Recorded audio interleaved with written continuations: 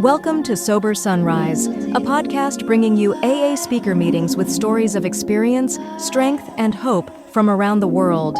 We bring you several new speakers weekly, so be sure to subscribe. We hope to always remain an ad-free podcast, so if you'd like to help us remain self-supporting, please visit our website at sober-sunrise.com. Whether you join us in the morning or at night, there's nothing better than a sober sunrise. We hope that you enjoy today's speaker. Mike Lorenz, good friend of mine and just a wonderful retreat master. We're so fortunate to have him here from Indianapolis.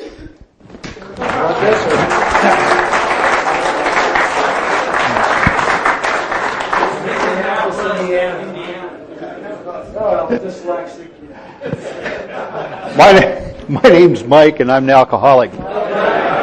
My dry date is September 7th, 1985, and my home group's the Dignitary Sympathy Group in Indianapolis, Indiana. We meet on Tuesday nights, and be pleased to see any of you coming through town. We used to be, since our inception, for about 18 years, we were a men's group. And through some exploration and group inventory over a period of 4 or 5 years, we're now open to all who suffer from alcoholism. And it's the girls now get to come up in the treehouse and play with the guys. And we found an amazing thing that we didn't dilute the quality of our meeting at all. As a matter of fact, we may have raised it a couple of notches.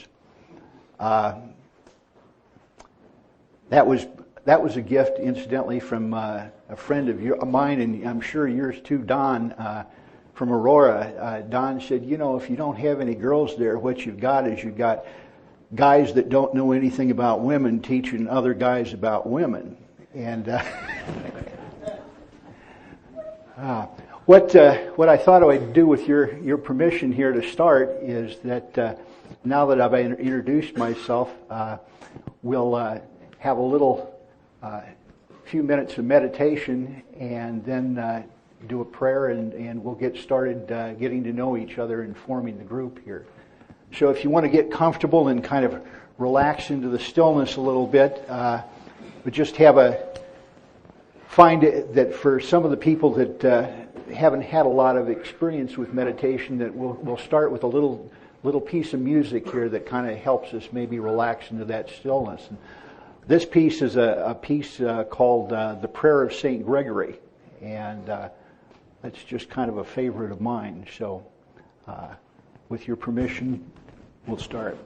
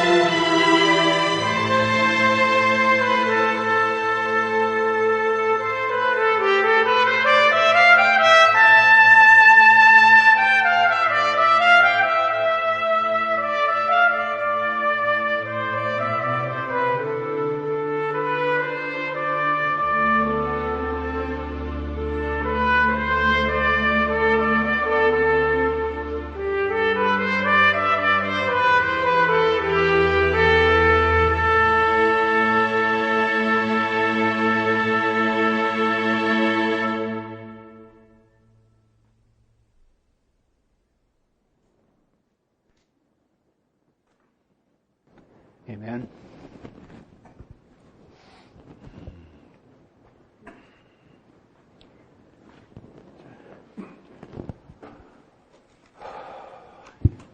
You know,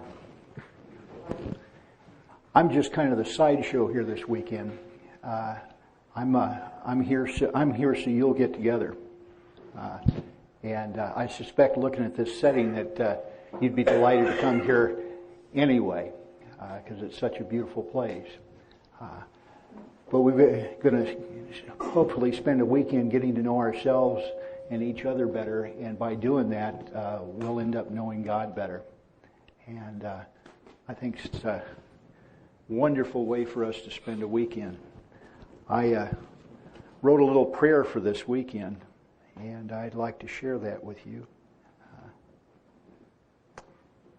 Loving Spirit, we ask your blessing for all who have gathered in this sacred place of retreat.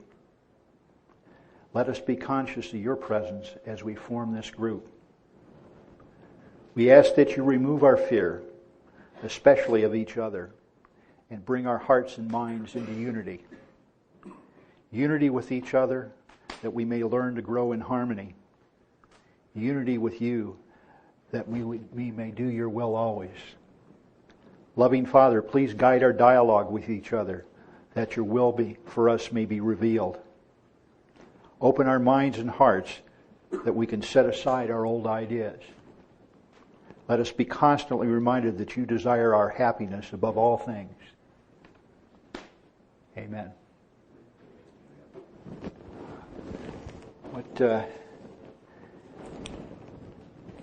In order that I can begin to get to know you better, there are a few old friends here that I'm so delighted to see again, but many of you I haven't met before. So what I'm going to suggest is we'll start around the room, and you can tell us who you are, what you are, maybe your dry date if you like, and if you have any special intention or anything special that you're looking for this weekend. Now you can look around and do a head count here and see if we all take a couple minutes to do that will burn the entire night. I learned long ago that it's absolutely useless for me to try and control a crowd of alcoholics, but I'll make a suggestion that we may want to be somewhat brief about that. So with that in mind, why don't we start over here with Turk?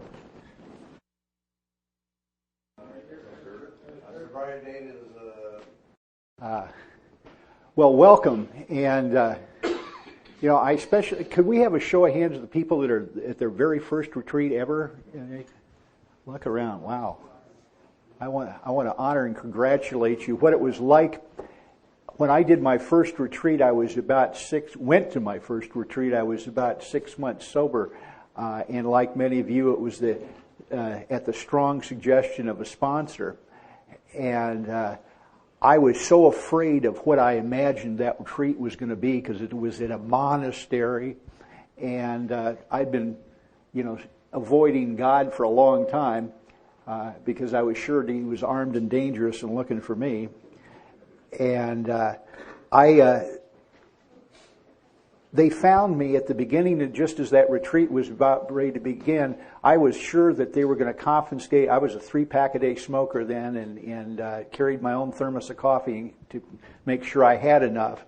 And they found me by the front gate of that retreat, smoking cigarettes 2 at a time, and afraid to go in. And one of the old timers came and took me by the hand and walked me into that place, and that was one of the doors that opened to the wonderful life I have today. So I honor people that have the courage to come for the first time, and I want to also honor the people that the old timers that have got here that continue to come back and have the humility to continue to want to grow and learn and expand in their relationship with God and give back to this fellowship.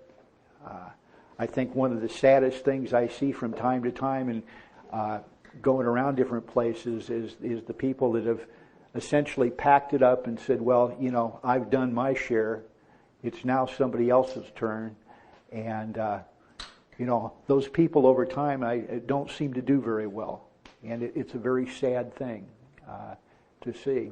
And we've it's also a glorious thing to see some of them waking up and come back and bloom again too in this fellowship. So glad to see everybody here. I suspect we've got some smokers in here. Am I right? Okay. I'm going to talk for just a little bit longer, and then we'll take a break, and so the smokers don't go crazy, and we can visit the restroom and so forth. What do you like for breaks? 10 minutes, 15 minutes? What's the group conscience on that? 3 years. 3 years? Okay. 10 minutes? Okay. All right. Well, when we take a break, we can make it a 10-minute break. We'll see what it really is. That's when you gather again. That's the real group conscience, you know. But I'll be in the chair 10 minutes after we take that break. I had my first drink when I was 12 years old, and it was magic for me.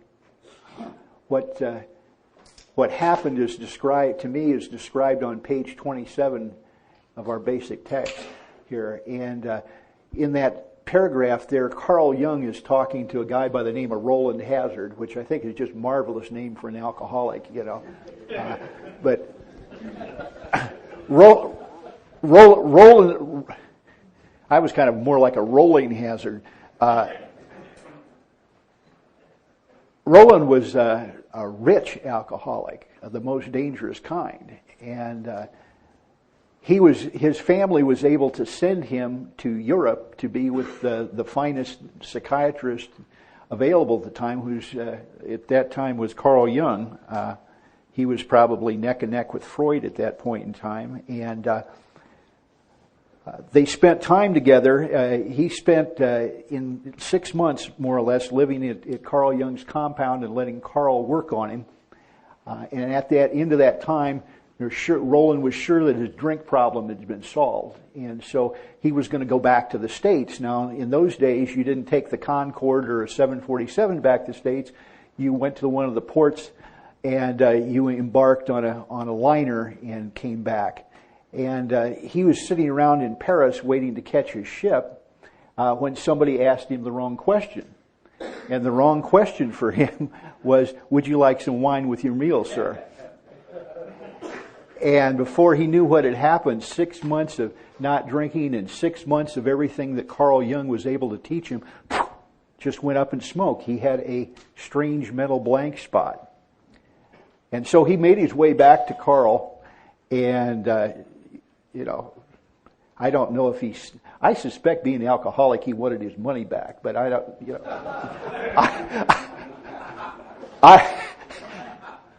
That part isn't recorded, but he essentially asked Carl, "What in the heck happened to me? You know, what in the world? I was sure that, you know, what you taught me and everything else, I was never going to drink again." And Carl essentially says, "Well, you're doomed. You know, you apparently are a certain type of alcoholic, and no treatment we have, as far as we know, is able to change that."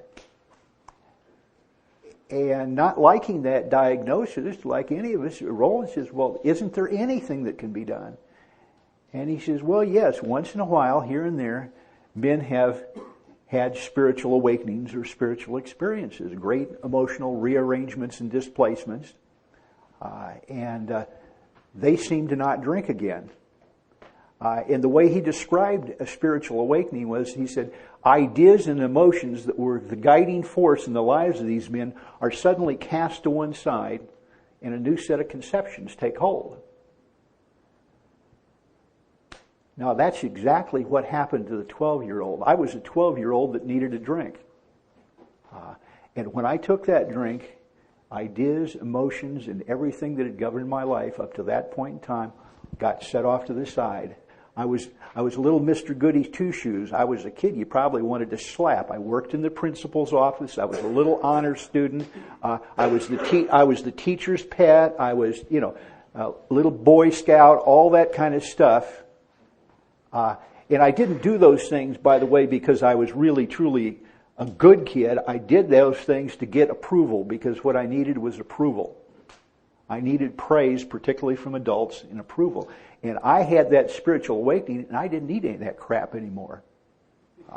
I was, within a couple of weeks, all of that stuff was going on. Now, didn't become a continuous drinker at 12 years old, but what I did is I found something that worked.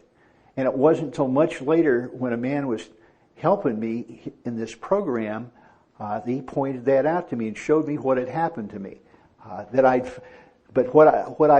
Who I'd always been was somebody who had I'd been a child who desperately needed a spiritual awakening, and I didn't know how to have one on my own. And so I stole one out of a bottle. And because it was stolen, I couldn't keep it. It was synthetic. But the rest of my life was a search for that awakening. Now, I had no clue that was, because if you'd asked me when I came around here, like, I always kind of chuckle when I hear people talking about searching for their spirituality. My understanding is we all have spirituality. Spirituality is like health. You can have good health or bad health, but we all have health. And I'm innately a spiritual being. What I didn't have was I didn't have any consciousness of that. I didn't have an awareness of that was useful to me. And so I lived in a state of fear. And everything I did in my life was, one way or another, taken in that direction to have that awakening. I didn't have any consequences from drinking when I was 12 years old. And I won't take you through a long drunkalogue here. Some of it will probably come up over the weekend as we talk about various things. But to give you a couple snapshots of what life was like, I'm maybe 15 years old, and I grew up in a little town, a college town, maybe a great deal like Eugene here. I was a Big Ten college town in Iowa City, Iowa, is where I grew up. In the 50s when I grew up, it was kind of an Ozzie and Harriet kind of place. People left their keys in the car, didn't lock their houses usually. Everybody kind of knew the neighbors. On Friday nights, we had this kind of big loop or block we lived on, and all the fathers had put a bunch of grills together in the center of the backyards there, and we'd have fish fries on the weekends, and every family'd bring something different, and so I was used to pitch-ins at an early age, and so that was the kind of background I had. I need to tell you, by the way, partially as a matter of amends, I come from, I used to say, a normal family. I'll tell you, it's a functional family. I don't know. I'm not sure what a normal family would be. I'm the oldest of 4 kids. I just buried my mother 2 weeks ago today, and my I was so desperate to belong when I got here that I invented an entire dysfunctional family because I thought I needed a dysfunctional family in order to fit in. And by saying that, I'm not dissing anybody who had that experience, because I've got dear friends that had horrific childhoods. But I lied about mine. You know. Now, the family wasn't perfect, but what the family did is when there was a problem, the family faced the problem. And frequently, I was the problem. So, I'm back to telling the truth about those family members now. But like I said, I'm the oldest. It's maybe a Wednesday night during the school week, and I'm coming in about midnight, 1 o'clock, and the door's not locked, but I'm a little clumsy getting in because I've been out drinking some. And I make some noise, and my mother wakes up, and she says, "Mike, is that you?" And I swear at her, "Yeah, F off, leave me alone." You know, that was a serious mistake. My father got through college on a scholarship playing tackle for Drake University. If that gives you the picture here, and I'm 15 and I'm drunk, and so my dad would get up, and my dad, even though he was a very big man, was a very gentle man. Would never lay a hand on me, but he would not allow me to abuse my mother. So he'd say, "Son, you're not going to talk to your mother like that." Now, being drunk, I would do the next insane thing. I'd wind up and take a swing at him. Now, thank God, I'm big enough that I can cause him a little trouble, but he'd have mercy on me, and instead of just knocking my head off, he'd restrain me. But I'm a big enough kid that I can cause him a little trouble.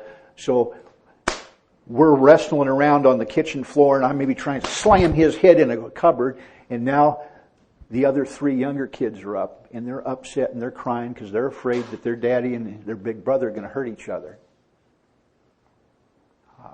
That doesn't sound like any description of social drinking that I'm familiar with.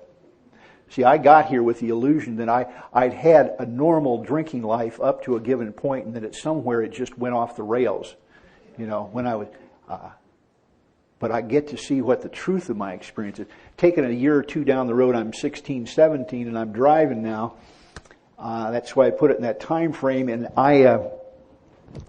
we're sitting around the kitchen table, and in the middle of the table is my sister's hope chest, one of these little wooden boxes the gals had in those days. And the reason it's there is she kept her babysitting money in that hope chest, and it's gone. And so we're having a family meeting to figure out what happened to Carol's money. And I did, you're doing it too. They all seem to be looking at me. And I looked him right in the eye and, what in the hell are you looking at me that way for? I don't know what happened to her money. And of course I did. Her big brother took the money that she was saving for a special dress, and I went out and I bought a keg for my friends out at the lake that weekend and had a big party. So I could be the center of attention, the guy that brought the keg. And so here I am, I'm in this illusion that I'm a normal social drinker, but the truth is that almost out of the gate, I'm bringing violence into my home, and I'm stealing to support my habit. This is not the picture of normal drinking that I have.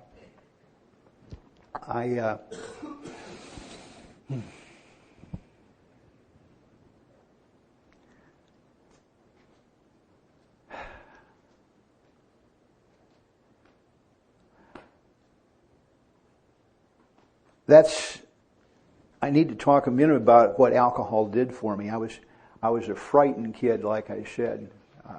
Now, the way I understand it today is I didn't walk around saying I was frightened. What I walked around is I was a bully. I was a walk around. I was angry. I'd walk around. I'd get in your face, and all that stuff.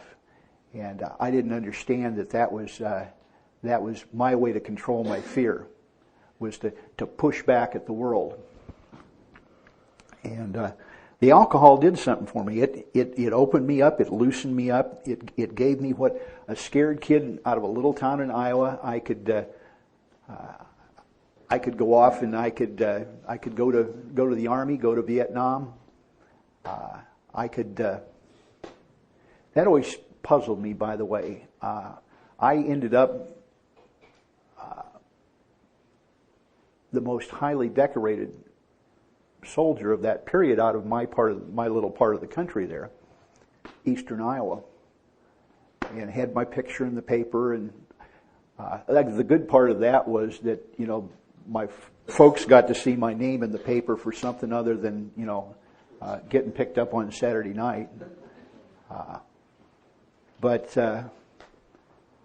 I couldn't ever reconcile the fact that I had stuff signed by the Secretary of Defense and the President that said I was gallant in action and all this other stuff, and I couldn't reconcile that with the fear I felt. And so I even felt like a phony there. Part of me needed the recognition, and part of me despised myself for acknowledging it because I knew I was scared to death, And our friend Don helped me, walk me into that years ago. He said, I said, Don, how is it that I can be so frightened and I'm doing things like running at machine guns and doing this stuff, and he said, he says, you just did that out of fear. He said, you were more afraid of being a coward than you were the consequences of your behavior. And so I get to see that, again, that I was a guy who needed to drink more than ever.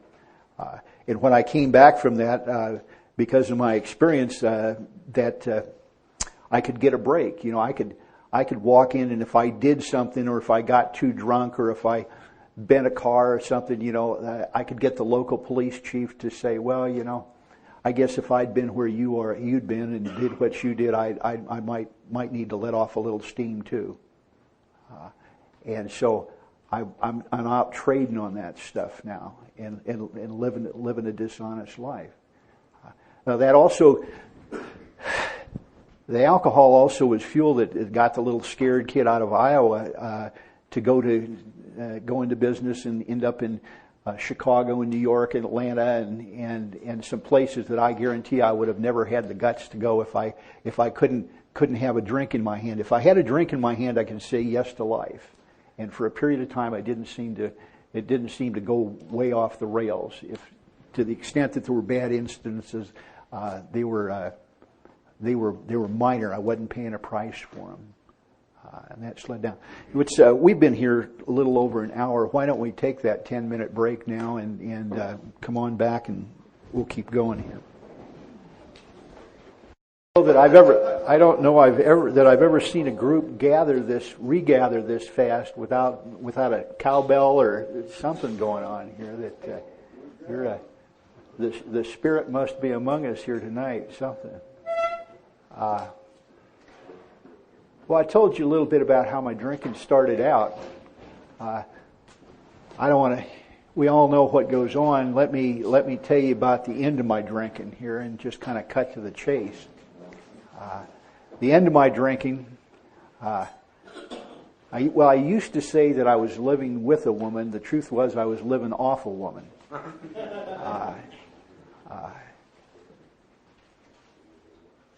And I'd become what I had not been raised to be. I was using, and I was pretty much unemployable at this time. The career's gone, the houses are gone, the cars are I've got a shelled out 280 Nissan Z that when I used to go to the club, people used to kid me about that I'd apparently taken that car in a daylight raid over Germany because there were great big holes through all the body panels, like I'd been hit by flak. And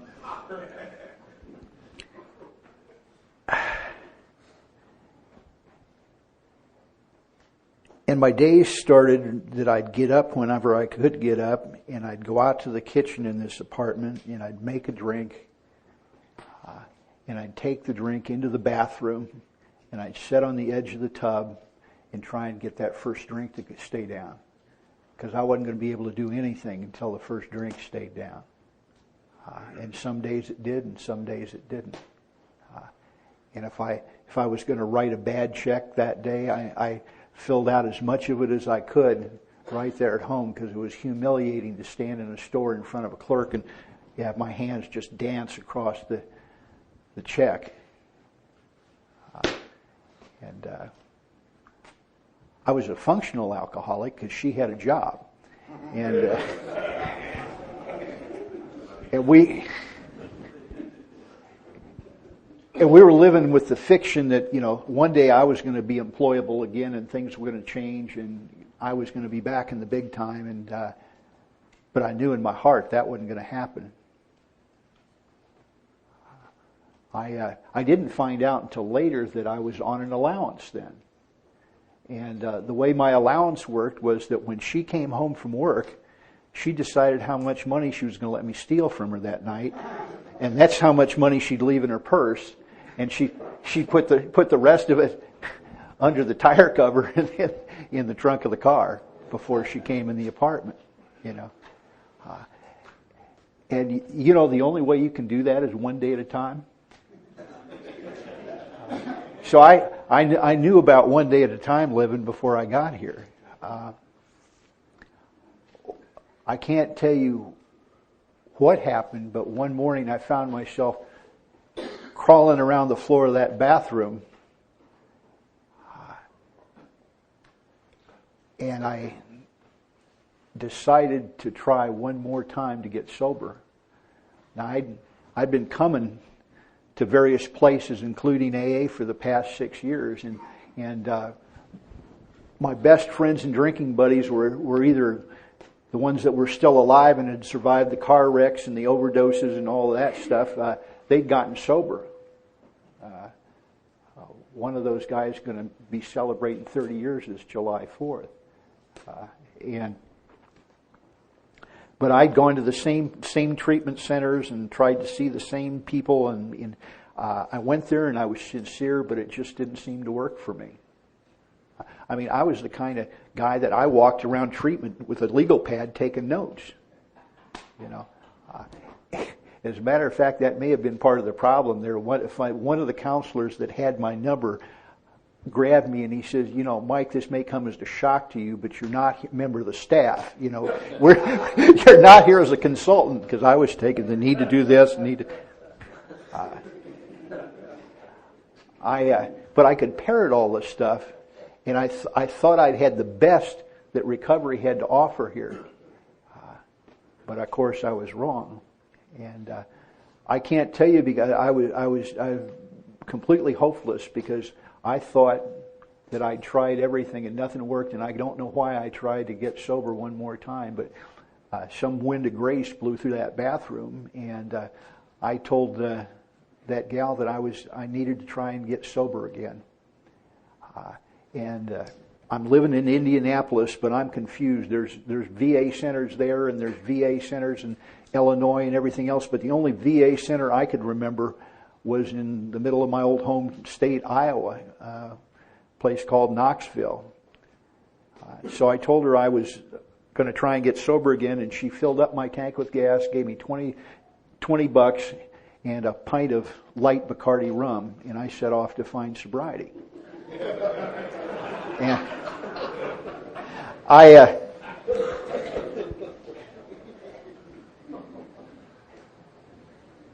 This was a Labor Day weekend, and our Labor Day weekends in the Midwest are sometimes very, very hot. And this was 100 plus the heat index. I don't know what it was, but it was one of the roasting times. And of course I'm a drunk. I'm in bad shape, and the air conditioning doesn't work in that car.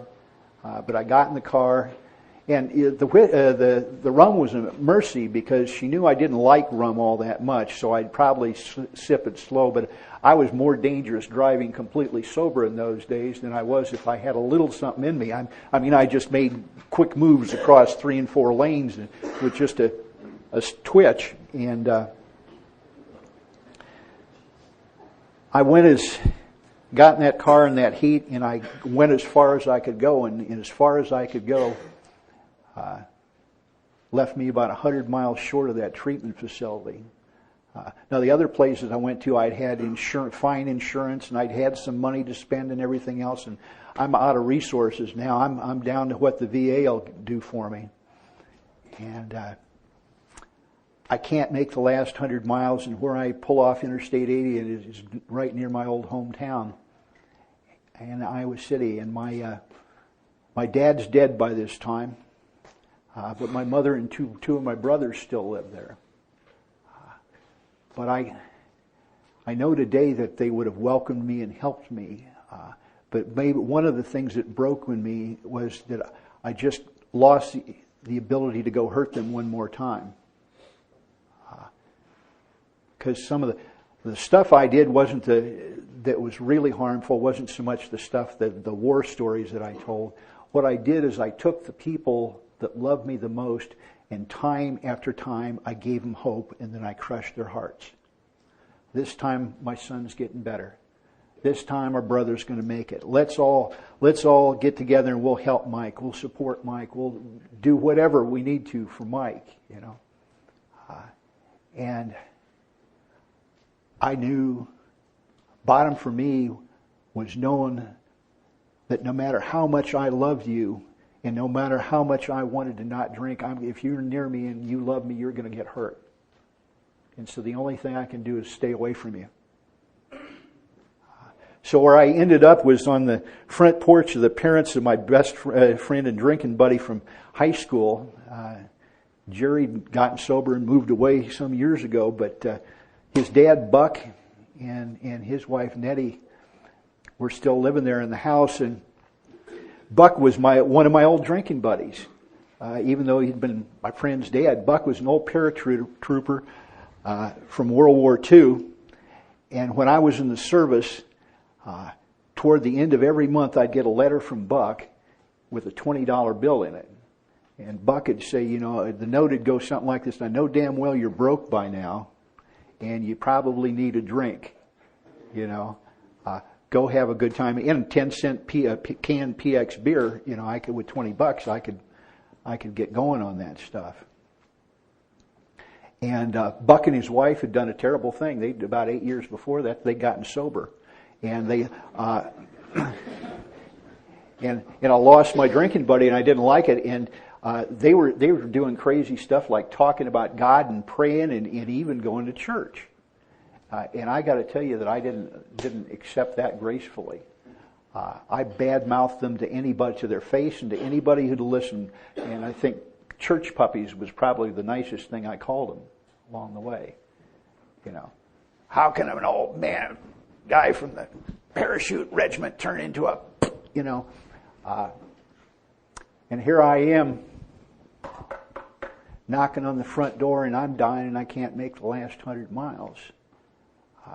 And they came to the door, and they looked at me and then looked at each other, and they just both put their arms around me and just drew me into that living room. And without saying another word, they both had their arms around me. They said a prayer for me to get better. And I stood still for the prayer. And then Buck, being a practical man, gave me a drink and put me to bed. And I got up the next day, and they took me the last 100 miles. And Buck and I had a chance. He left us a couple years ago, but we had a lot of years to talk about what happened there. And we about all we remembered about that trip, that I was sitting in the back seat, and I'd reach up over that seat, and I'd grab Buck by the shoulder, and I'd be crying. I'd say, Buck, please tell me, how do I get this God stuff? How do I get this God stuff? Because it seemed to work for everybody else, and I didn't doubt it. It was such a mystery, but I didn't believe it could happen for me. I knew it was real because I saw it happen to other people. But I didn't believe that I could have a personal relationship with a power greater than myself that was going to do anything. And if Buck answered, I don't remember what it was, and neither could he. And so when I got to that treatment center, a couple of good things happened to me. The first thing was that, God knew, I guess, what I needed. And what I needed right then is they did a medical evaluation, and they said, you're too sick to go to treatment. We got to put you in the intensive care unit here in the hospital for a little while. And then if you make it, we'll see about treatment. And one of my spiritual awakenings is when this orderly came around. And, you know, one of the great things about intensive care is they leave you alone. There isn't anybody else there. They come in and check vitals and do stuff like that.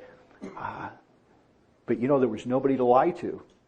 You know, if you'd put me in, I'm institutionalizing well now. If you put me in a treatment unit right then, I know what to do. I know how to get along. I'm treatment slick.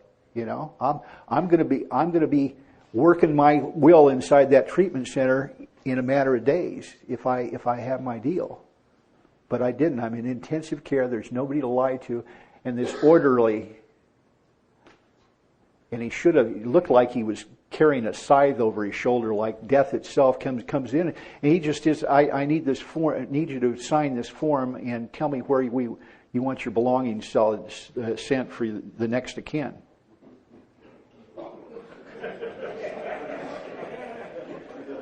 You mean you're not going to talk about my treatment program and what? And I woke up a little bit. And once they unhooked me from everything there and got me in a regular, I did a couple things that I'd never done before. I made two decisions, I believe, that saved my life. One was that I was going to, even though I didn't know how, I was going to start trying to have this relationship with God.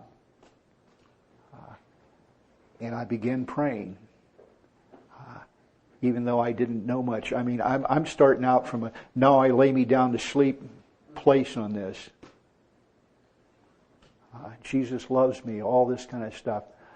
And the other thing was that if I get out of here, I'm going to become a member of Alcoholics Anonymous. Up until then, I'd been to plenty of meetings, but I was just a guy that was taking up space and keeping the chair warm. I wasn't really a member, an active member of this program. A miracle happened in there, by the way. A lot of them, but found out that they hadn't changed anything in this treatment program from all the other ones I came. The 12 steps were still the same, and the book was still blue, and all that kind of stuff. But I'd gotten changed. And after I'd been there maybe 3 weeks, they had an election for officers in the patients running the treatment center, the treatment unit there, class, and I was nominated to be class president. And they walked out of the room, and they had a vote, and it came back in, and thank God I lost. If I'd won, you probably have a different guy sitting here tonight, because my ego would have reinflated to the standpoint that it could have taken me out of here. But even I couldn't miss the message that I'd just come in second place in the nut house.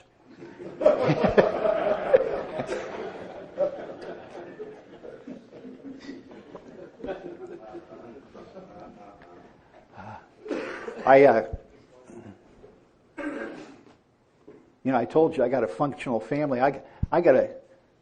My baby brother would ride his motorcycle 100 miles each way to come have lunch with me when he could. That's a functional family. They all loved me and supported me. When I couldn't get back to Indianapolis right away when I got out of that place, and so where I got to go, like all good alcoholics, I got to go back home to Mommy, and here I am in my old bedroom. Well, my youngest brother doesn't have our disease, but he'd already was starting a business that he's still in today as a distributor of fine wines. And so my old bedroom was his first warehouse. So my first night out of treatment, here's my old bed, and surrounded on three sides to the ceiling are cases of wine. I share this with all the folks that think you need special conditions. I was surrendered. I was done. It could have been anything in those. There was those boxes didn't have anything that I wanted in them anymore. So anyway, I got back to Indianapolis, and I eventually, and I proceeded on my course to become a junior guru in AA. And I went to 11 meetings a week for several years. I still go to 5 meetings a week. I enjoy meetings of Alcoholics Anonymous. But I'm somebody that will take any solution and turn it into a problem. So I'm...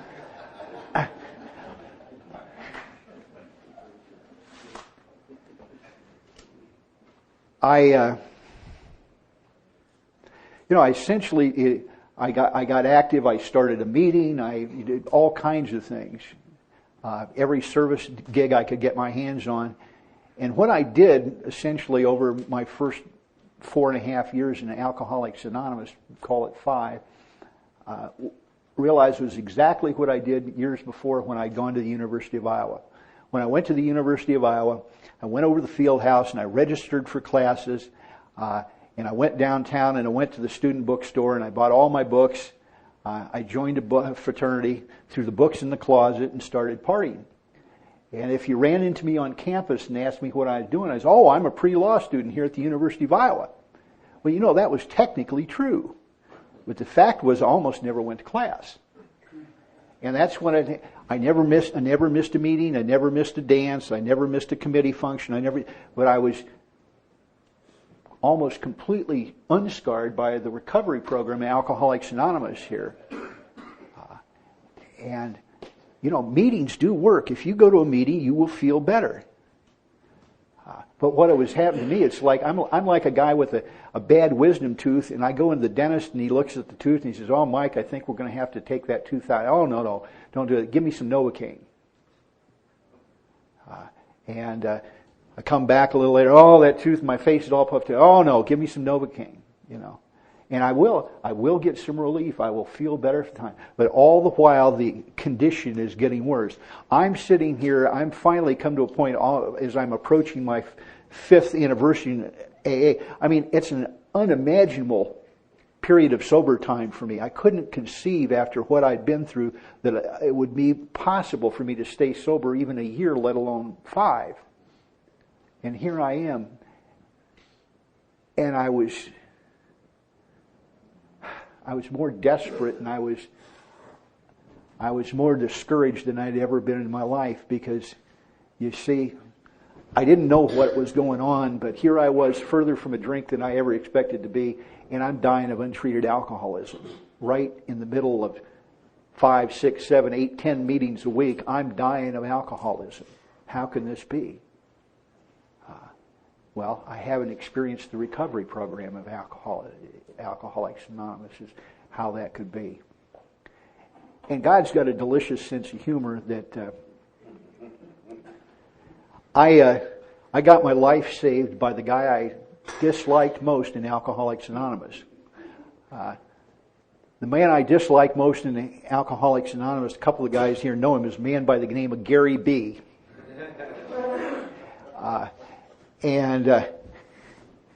Gary, well, Gary's 41 years sober now. The first time I saw Gary, I was a couple months sober, and he was 45 years old and getting a 21-year token. And all the girls in the meeting went, "Oh, God, it's him. Isn't he gorgeous? He's so tall and slender, and oh, he looks so good." Yeah. And even my married girlfriend thought he was cute. And he's...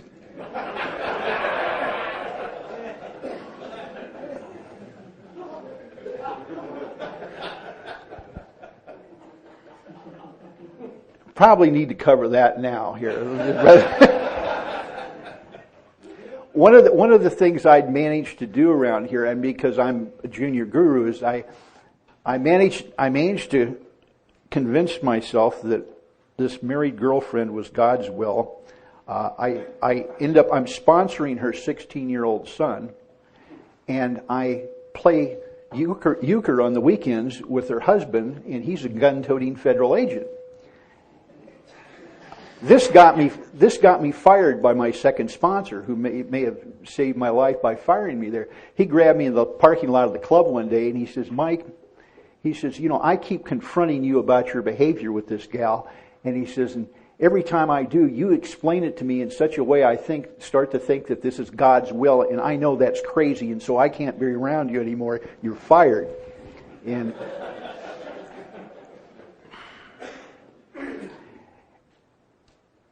I'm required to mention that because the fact is that I know now from experience, I didn't know it then, that I'm by far from the only person that has made that kind of mistake around here, and that you don't have to get drunk because you made that kind of mistake. My experience is I had to change my behavior, but just because I made a serious error in judgment like that, I don't have to get drunk. I don't have to throw it all away. So I saw Gary several times thereafter, and I generally avoided him as much as possible, and I would have avoided him on this occasion. It's not in existence anymore, but we used to have a Sunday morning meeting at one of the hotels. It was kind of on the north side, and it was white tablecloths and fine china and coffee. And if you can believe it, they even charged drunks $1 for a cup of coffee at this things, and had people pouring. And I had my little junior guru at the front of the table at the front of this deal, and I was sitting up there with my people, and I found out too late that Gary was going to be the speaker at this thing. Now, God will work with whatever I give him, and my ego is such that I believe that if I get up and walk out of this meeting, which is what I really wanted to do, that everybody would notice and wonder what was wrong with me. So I sat there, pinned down by my own ego, and I listened to the guy I disliked most in Alcoholics Anonymous, and he lied for well over an hour. I mean, he talked about being 20 years sober and selling his house and cashing in his retirement plan in order to make amends. And I knew that was a lie. And he told other lies too.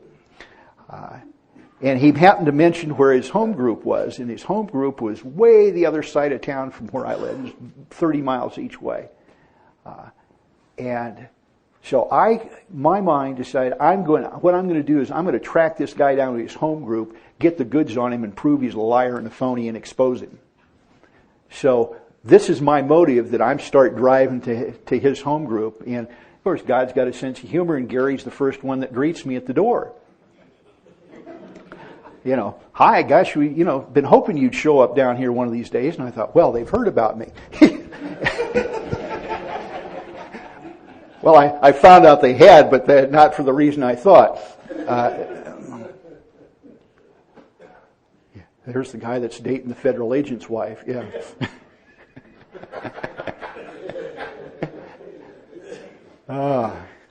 And then being a good experienced member of Alcoholics Anonymous, when that meeting was over, I thought, well, I didn't get I won't come back here again. And I'm walking out the door, and Gary says, hey, I'm supposed to chair next week, but, I have some business going on. I may not be able to be here. Could you fill in for me? Well, now they need me to chair their meeting for them, so I got to come back. And it started that way, so I kept coming back, and eventually I was invited to join a group of men that were going to take the book Alcoholics Anonymous and start at the title page and go through the book and read the black print on the white page and follow the instructions.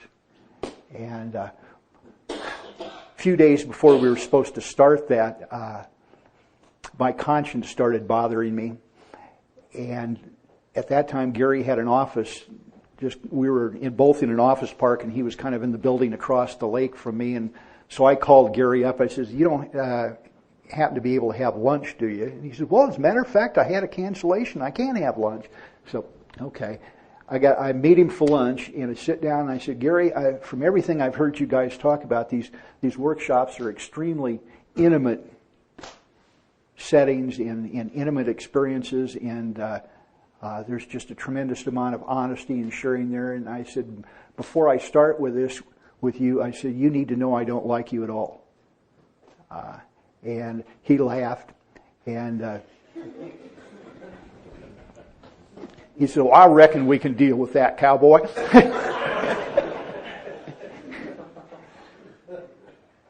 And he went on to tell me that the guy he did his first fifth step with back in the 60s was a guy named Ernie. And that was the time of love and peace and everything else. And the young people back then, when they were in meetings, would greet each other with a peace symbol across the room. He says the only problem was Ernie was missing one finger when he waved at me. So I went through that, and I further from a drink than I ever expected to be. I finally had the experience, and I was touched through my own experience by the recovery program of Alcoholics Anonymous. And the miracle almost happened. See, because I was almost, I wasn't going to drink again, folks. I was looking for a bridge to run into.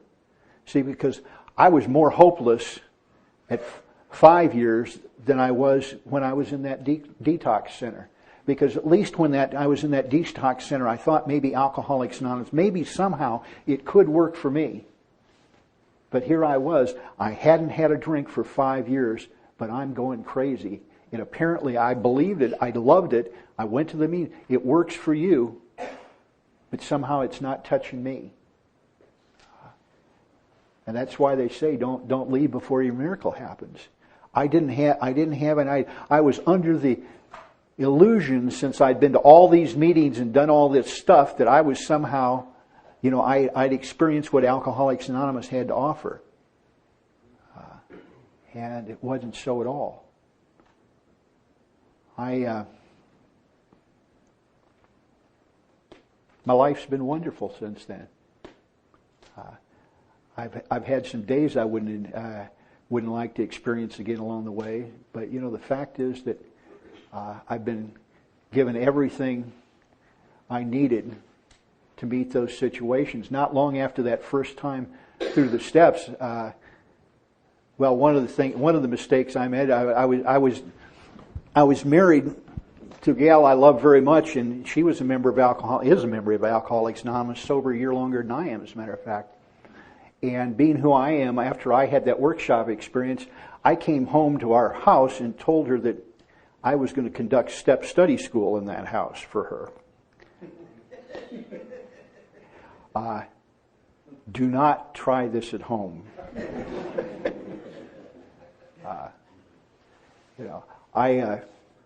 I started hearing things like, I watch at meetings, and everything else. Do you suppose our home could be one of the places you'd practice these principles you've learned? Ooh, yeah. I listen to you talking to those guys you sponsor, and you tell them things about yourself that I've never heard you say.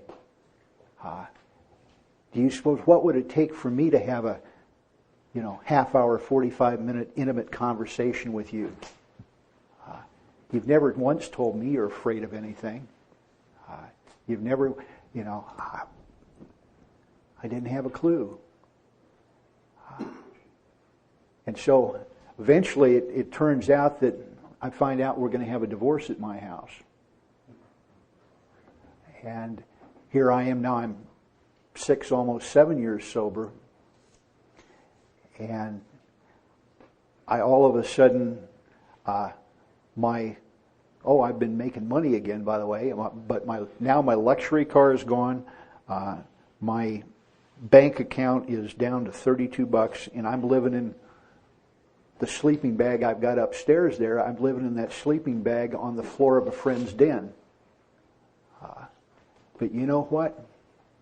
I wouldn't want to do that again, but I was free in that sleeping bag.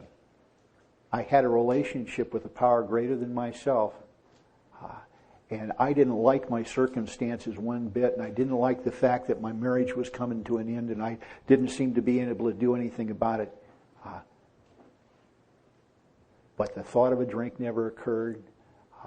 I've got guys today that are sober quite a while that was in 92. There was guys that are sober quite a while that, said, you were sponsoring me then, Mike, and I was sure my sponsor was going to get drunk because he'd lost his stuff and ended up living in a sleeping bag. And just watching, although I wasn't conscious, I sure wasn't doing it for anybody's benefit, but they said, watching you walk through that period of time was really important to me. So we're teachers of a sort, whether we know it or not, at all sorts of times. A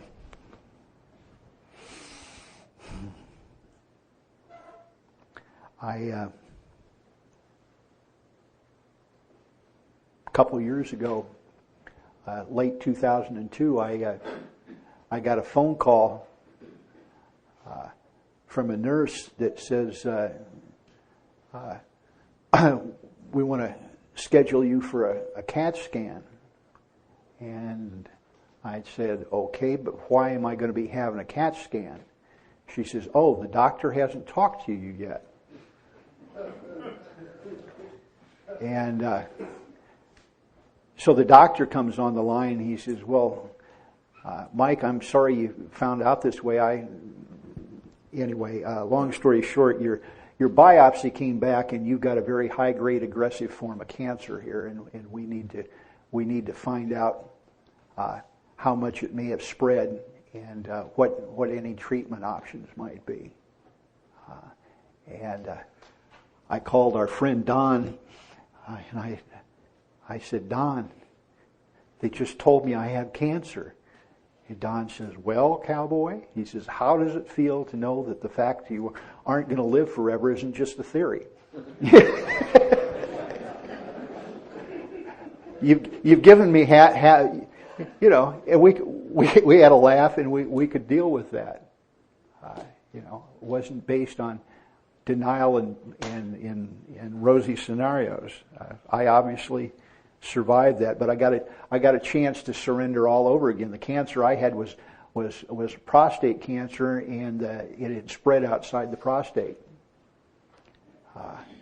and didn't know that immediately. And so I got a chance to make another surrender because I don't know why they seem to schedule surgery at 5 a.m, but that's maybe because I'm just numb then anyway. So resistance. But I'm laying on this gurney, naked as a jaybird, with a sheet over me, and the resident comes around and goes over what they're going to do with this surgery. And okay, he says, and you know, he says, it looks like we're probably may have a fair chance of being able to spare your nerves, so you'll be able to continue to function sexually in a normal fashion. Good.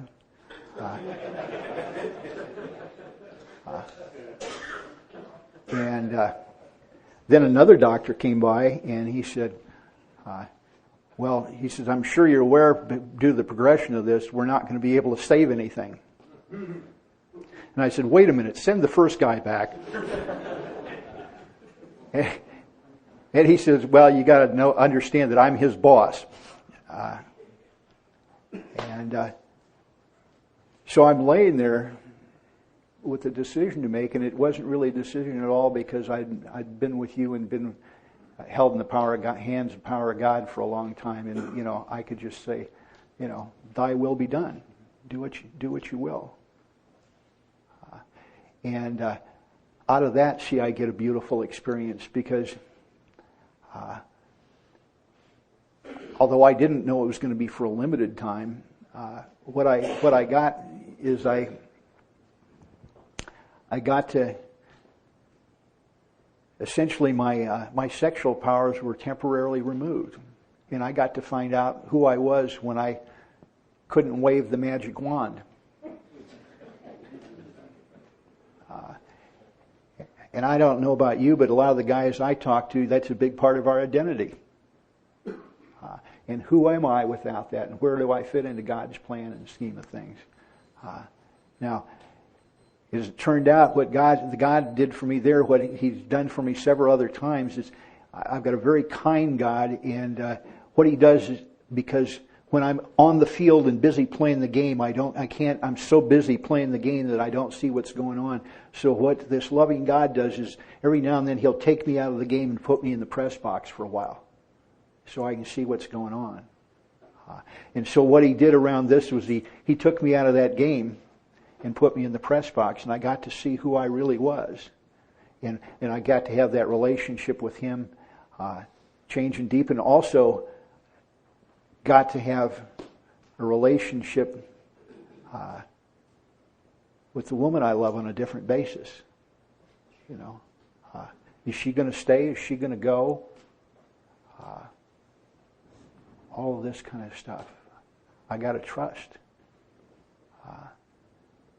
And she said, you know, when you were laying there in that gurney and you told that doctor, Thy will be done, she said, it was one of the most powerful demonstrations of faith that I've ever seen. I wasn't doing it on purpose. It just what happened. But people watch us. So I've had an amazing life because I stayed here long enough for the second miracle to happen and the miracles thereafter.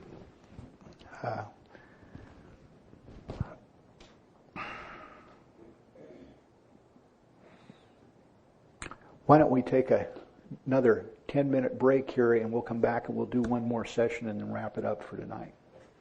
Okay. I got 9 o'clock. We'll try 10 after 9. Figured out you guys put me up here so I'd have my back to the fire, and you just kind of turn the temperature up on me here and kind of roast the truth out of me here. It's a glorious thing to watch this group form up, because I know a lot of you know each other, but this group, this way, will only meet one time.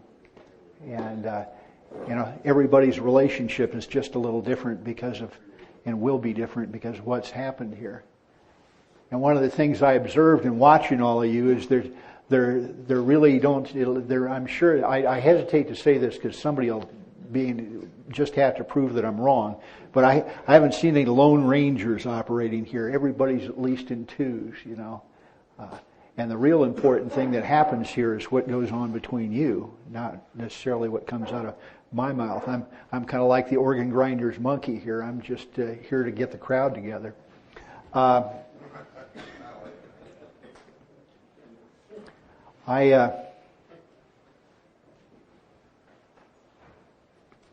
Powerless over alcohol, that my life has become unmanageable.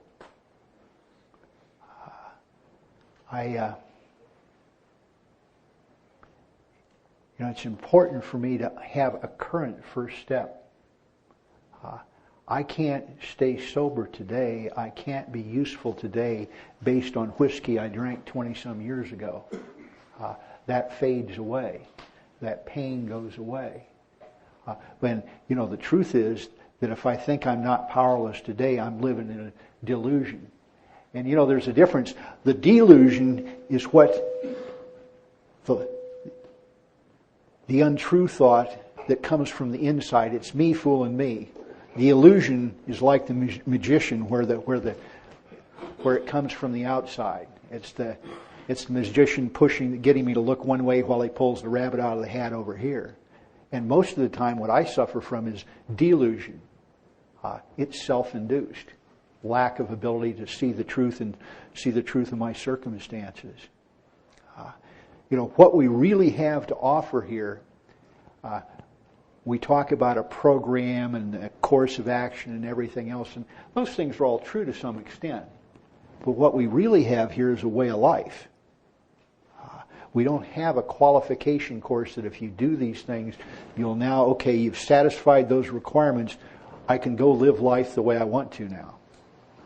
That now that I've dealt with the active alcoholism, that I'm not going to find out on a continuous basis that I'm powerless in my life, so unmanageable. So I challenge, it's important as we go along for me to keep an idea of that I need a current first step. I need to know right here where I am with that as of today.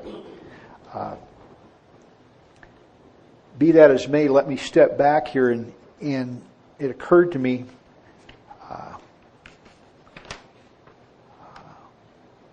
one of the places where I really understood powerlessness was here, and this is just a piece of conduct inventory, and this about my sexual conduct with the love of my life. This is the girl I wanted to marry. This is the girl I wanted to be the mother of my children. This is the girl that I wanted to spend the rest of my life with. This is the girl that I gave the ring to. I loved her with all of my heart. Ellen, where was I selfish? I wanted to enjoy sex with her regardless of the consequences. Where was I dishonest? I told her not to worry, that I'd always be there for her, no matter what. I dishonestly refused to consider my ability to keep that promise.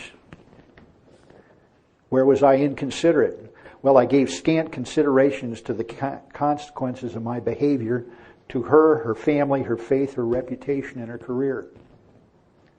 I aroused jealousy. I told her that if she didn't have sex with me, that I'd get it elsewhere. That's a charming relationship technique. I paid undue attention to other women in her presence and remarked to her as to how attractive I found them. This is the best I can do in having a relationship. I aroused suspicion. I often spent time alone with other women, and she found me at Holly's apartment. I aroused bitterness. When she became pregnant, I told her that I doubted it was my child. I told her mother that I was too young to get married and didn't want to marry her anyway. When she was in California having our baby, I made drunken calls to harangue and harass her. I abandoned her and our child, and because she was in California and I was back home, I blamed her to all the other people for deserting me. Who did I harm? Well, obviously the baby, Ellen, her family, my family, and our friends. What should I have done instead? Don told me that almost anything else would be a good place to start.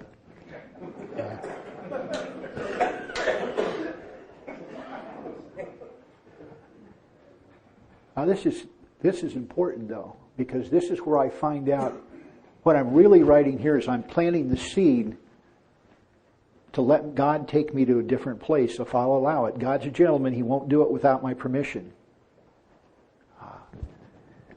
I should have treated sex as the sacred gift that it is. I shouldn't have engaged in behavior that I wasn't willing to be responsible for. I should have honestly faced the consequences of my actions. I should have been honest with myself and others. My harms were all rooted in dishonesty, particularly about how afraid I was. Self-reliance will always produce fear and pain.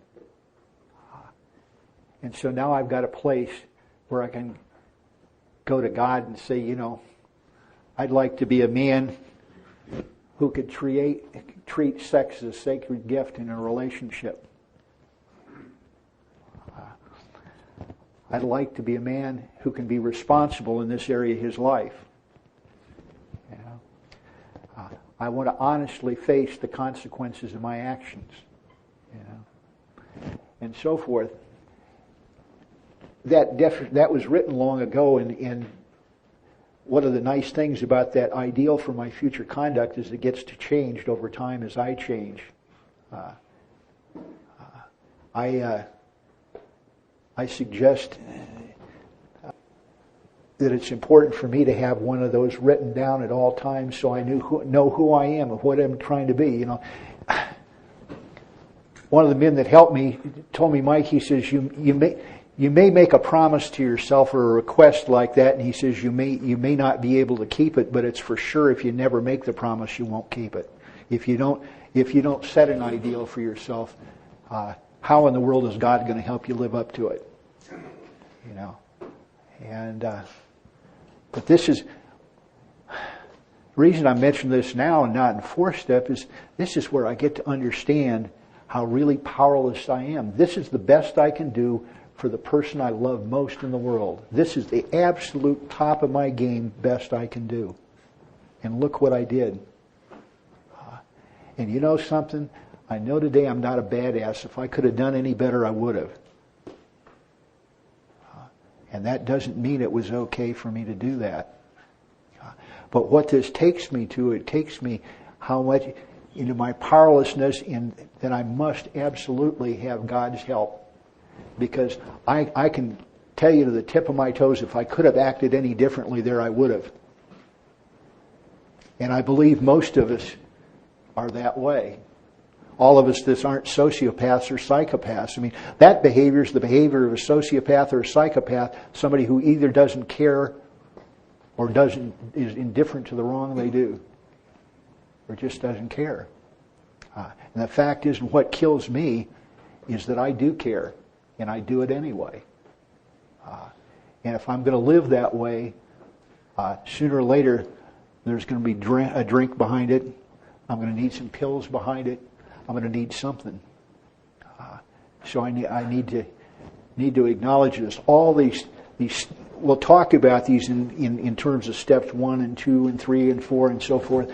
But I got to understand here what I have here is an approach to life that is linear.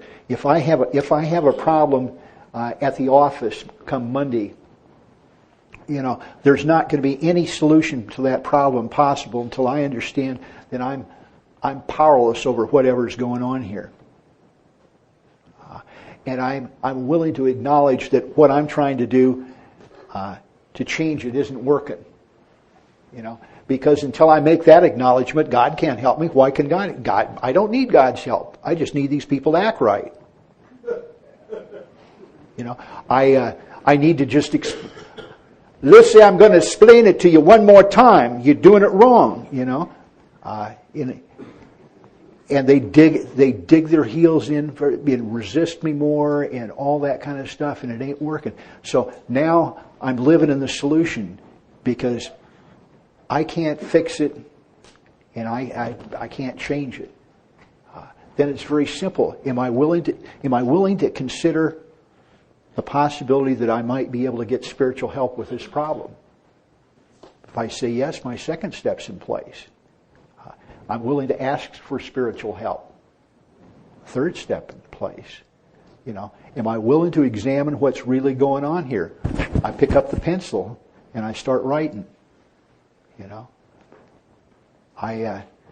then I get ready where I get to a point where I'm really, really ready to say to God, if you'd take this mess I've made, I'd let you do it. Now, sometimes, I don't need to take weeks or months or write a book in order to do that. I do this hundreds of times a week, and every time I'm smart enough to realize that I've hit a speed bump in life. But it's all the same process. It's not a once-a-year process. It's not a once-a-month process or when I'm working with others process. It's a way of life. And so whether I know it or not, I'm constantly and continuously applying these principles in my life.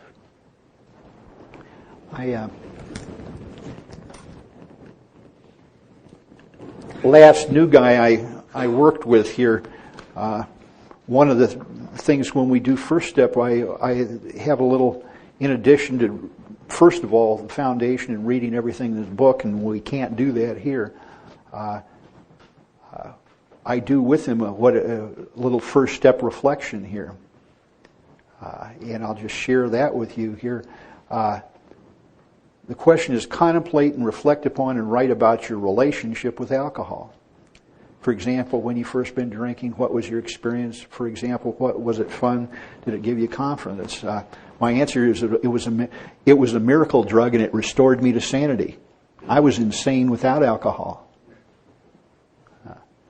How did your relationship with alcohol change over time? For example, did it demand more from you than you were getting from it? I craved its effect from the very start. It allowed me to feel what normal should feel like. See, it looked like to a lot of people that I was drinking to party, and sometimes I did, but mostly I was drinking to feel what I thought normal should feel like. I just wanted to feel comfortable, like I fit inside my own skin. And that's why sobriety had been unacceptable to me all those years. I'd get sober and stay sober 30, 60, 90 days, but eventually came the point that I couldn't stand the way I felt in my own skin.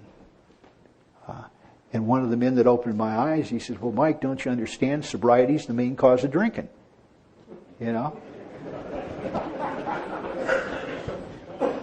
And that's exactly, one of those V8 moments here. Yeah. So it allowed me to feel normal should feel like. It allowed me to face life. It was part of the fabric of my life. I celebrated it. I worshipped it. I never even considered doing it without it. What was your relationship with alcohol at the time of your last drink?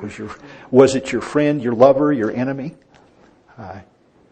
It was a disappointingly unfaithful lover.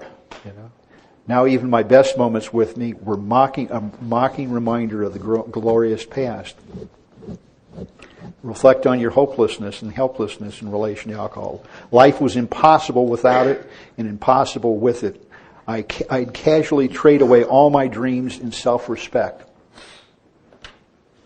And then I got into here's my piece of this. What's today? What's the most troubling circumstance in your life right now? Well, my lack of at this time I had to do some professional education to continue several of my professional licenses. So my lack of consistent product on my progress on my CE studies. Are you willing to go to any length to resolve this? Yes. Where am I being dishonest with others? I won't set aside to get the work and studying done. I claim that I'm too busy. Where am I being dishonest with myself? I pretend I have all the time in the world to get this done, but I do in fact have a deadline to meet. What do powerlessness and unmanageability with respect to this problem really mean to me, and how are they different? I'm powerless to do this my way and on my terms.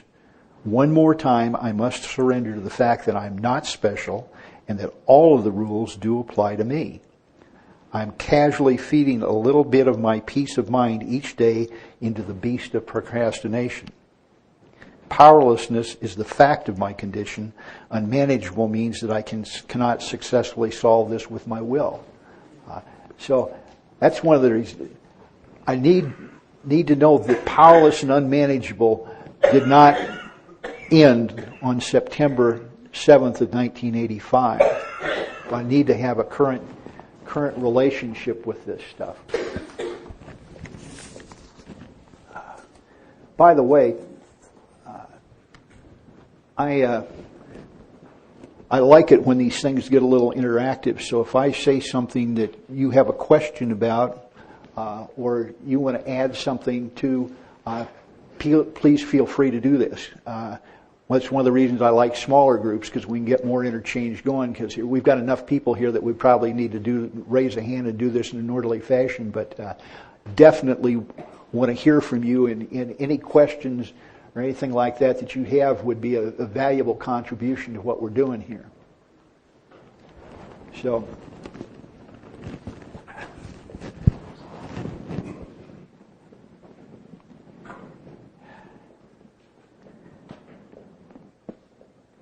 So it says here, I had to learn that I had to fully concede to my innermost self that I was an alcoholic.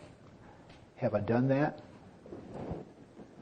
This is the first step in recovery. The delusion that I am like other people, or presently maybe, has to be smashed. And that piece set me free. And it set me free because I lived my life as an actor. I got up every day and I decided what role I was going to play that day, and I put on my costume. And was I the businessman today? Was I the boyfriend today? Was I the nice guy today? Was I the jerk today? Whatever. But whatever I was always kind of one step separated from myself. I was playing a role, and I was mostly playing a role in order to fit into what I perceived to be your world. And I wanted to be like other people, and I found out. They set me free here, that I'm not like other people, and I'm not going to be anytime soon, so I can drop that burden. Now, I still have to live by your rules, go on the green, stop on the red, and all that kind of stuff. But I was able to be free of trying to be like other people, and that was important for me.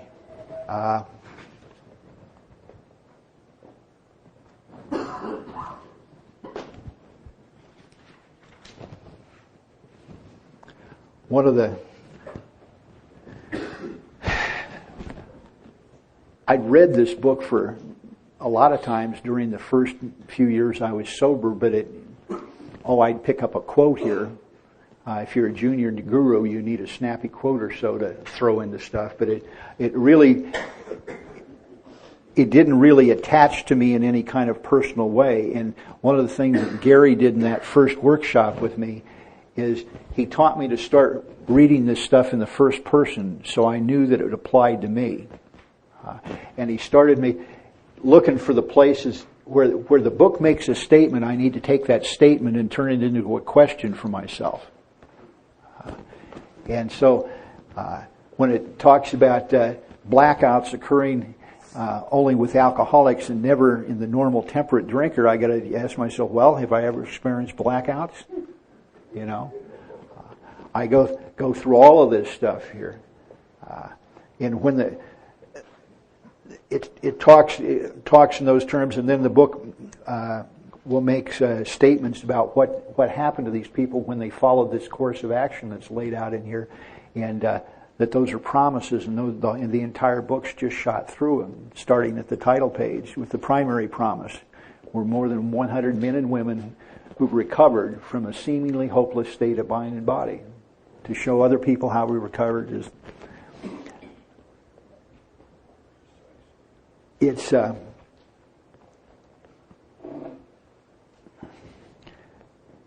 one of the things that Bill does here in writing this book is that one of the great places to find a summation, if you will, a Cliff Notes thing, is at the beginning of each chapter. Bill seems to kind of wrap up what's gone on before here. So at the beginning of chapter 4 here, we've covered the doctor's opinion in the first 3 chapters here are essentially talking about our first step here. And so it says here in the beginning of chapter 4, in the preceding chapters, you've learned something of alcoholism. Well, do I understand what alcoholism is at this point? Do I understand it's not about me being more thirsty than somebody else? Do I understand that alcoholism is what happens to me when I quit drinking? Yeah. That alcoholism doesn't come in bottles, it comes in people. Yeah. And that it's who I am when I'm not drinking, when I'm stone cold sober, that takes me back into the drink. You know, the craziest thing I do is stone cold sober, no matter what my previous experience, no matter that I don't want to hurt this woman, no matter that I promised my employer that I'd never do that again, and he promised me that if I did I would lose my job. No matter what, I'm going to take a drink again, and that I do from a place of being stone cold sober. I mean, they told me I never had to worry about the craving for alcohol again if I never took the first drink. But there's an idiot that lives inside me that's stone cold sober will whisper in my ear and tell me that a drink is a good idea. Now, if you talk to me the way my own mind would talk to me, you know, we'd have trouble. You know, there's one of my old ideas is that these internal voices are somehow more credible than the external voice that I hear. Well, it came from inside, so it must be true. You know, that's where a lot of my looniness. You know, turns out that, you know, I've got to treat my own mind at times like a wet drunk. You know. We get a wet drunk in our meeting, and you can't shut them up. But you never follow their advice, do you? So, I mean, there's a big piece of my mind that I'm going, well, thank you for sharing that, and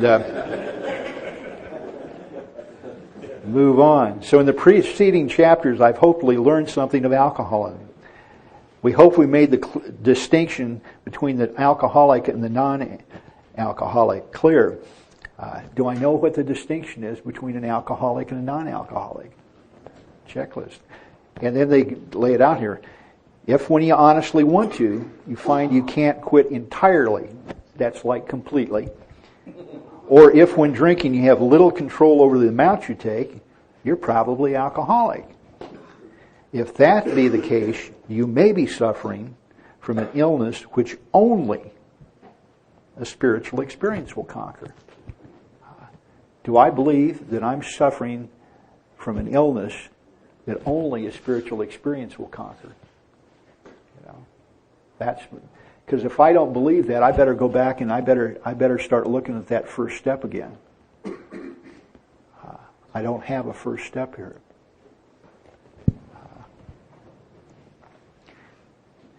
To be doomed to an alcoholic death or live on a spiritual basis are not always easy alternatives to face.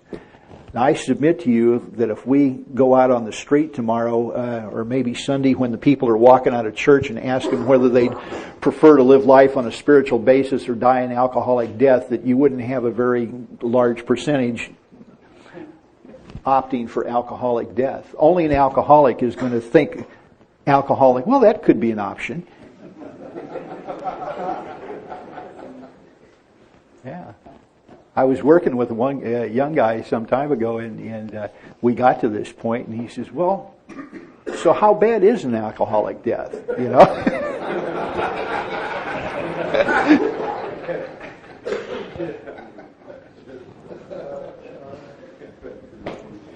Yeah.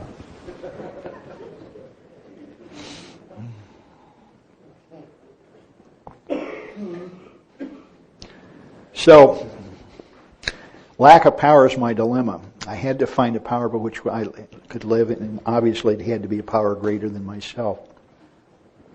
And it tells me this is exactly what this book about. Its main object is to enable me to find a power greater than myself, which will solve my problem. Now that's problem, not problems. I thought I had problems. And Don said, you do, but there's one problem that causes all the other problems. And that's me.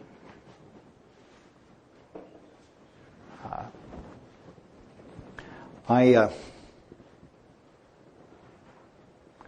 came to the spiritual life with a lot of prejudice, and one of the things that we talk about here in this is constantly they're begging me to lay aside my prejudice, not get rid of it, just lay it aside.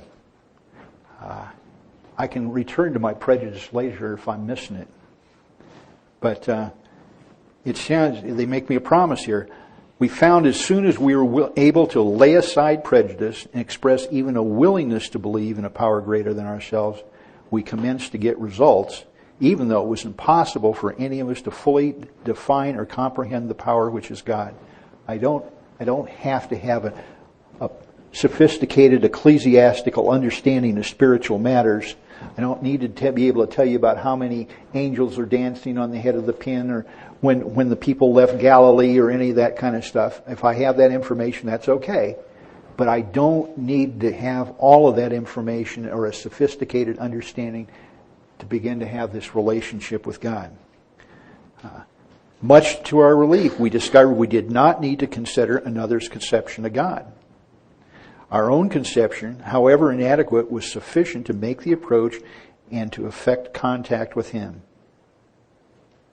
And how about another beautiful promise here? We found that God does not make too hard terms with those who seek Him. To us, the realm of the Spirit is broad, roomy, all-inclusive, never exclusive or forbidding to those who earnestly seek. And then it asks me to look at the prejudice I have against spiritual terms. And it was done with me, and I do it with my guys. I ask them to go through this chapter and find all the spiritual terms and write out for yourself what they mean to you. And the spiritual terms are generally the terms in capital letters in there. And any other spiritual terms. I know, for me, one of the things that just would set me off is anybody that would say the Lord would just send me up. It was like chalk on a blackboard. My mind snapped shut, and I couldn't hear another word that was said there. And so I needed to look at why I had prejudice against that word, so I couldn't even hear it. The minute I heard it, I reacted to it. Because if I don't understand what's going on here, I can't let God change that. I can't give away what I'm not aware of that I've got.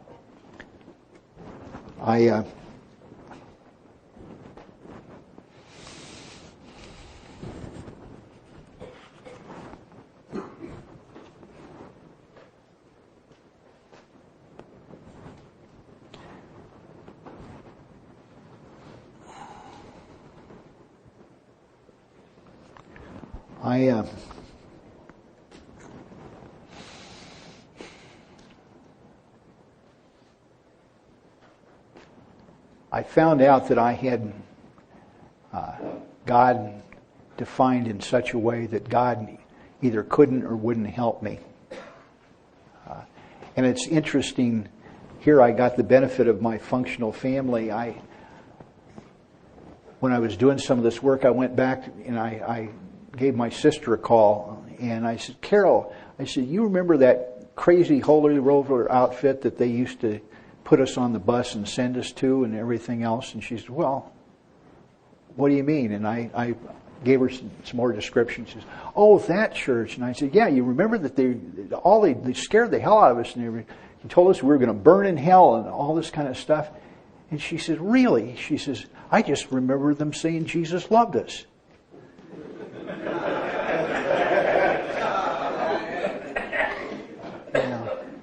See, my old ideas. My sister sat right beside me. I heard I was going to burn in hell, and she heard that Jesus loved her. And there are profound consequences for carrying that old kind of misinformation. I don't know, maybe I was right, maybe she was right, but I tell you what, the world looks a lot better if she's right. I've come to find out being right's highly overrated here. And one of the things, go ahead. Barry. One of the things when I encountered that when I was new, and I actually ended up changing part of it through steps, and it got I didn't understand, because the one that I understood wasn't in was having already sentenced me to eternal damnation. I had already had my own concepts and such. And so I said, okay, I'm going to make it sound as I don't understand. And it worked fine for me. Because what I did see was that there were people in fellowship that stayed sober a day at a time. And they obviously had an answer that I didn't have. And so if I just followed along and tried to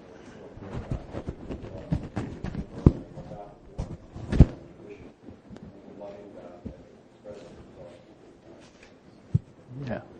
Okay. Thanks. Yeah.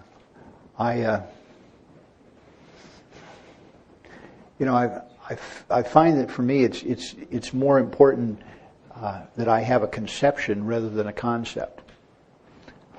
When I've got a concept, you can't change it. When I have a conception, I don't hold it lightly, but it can be changed. And I'm involving in what I've had to do over the period of time. And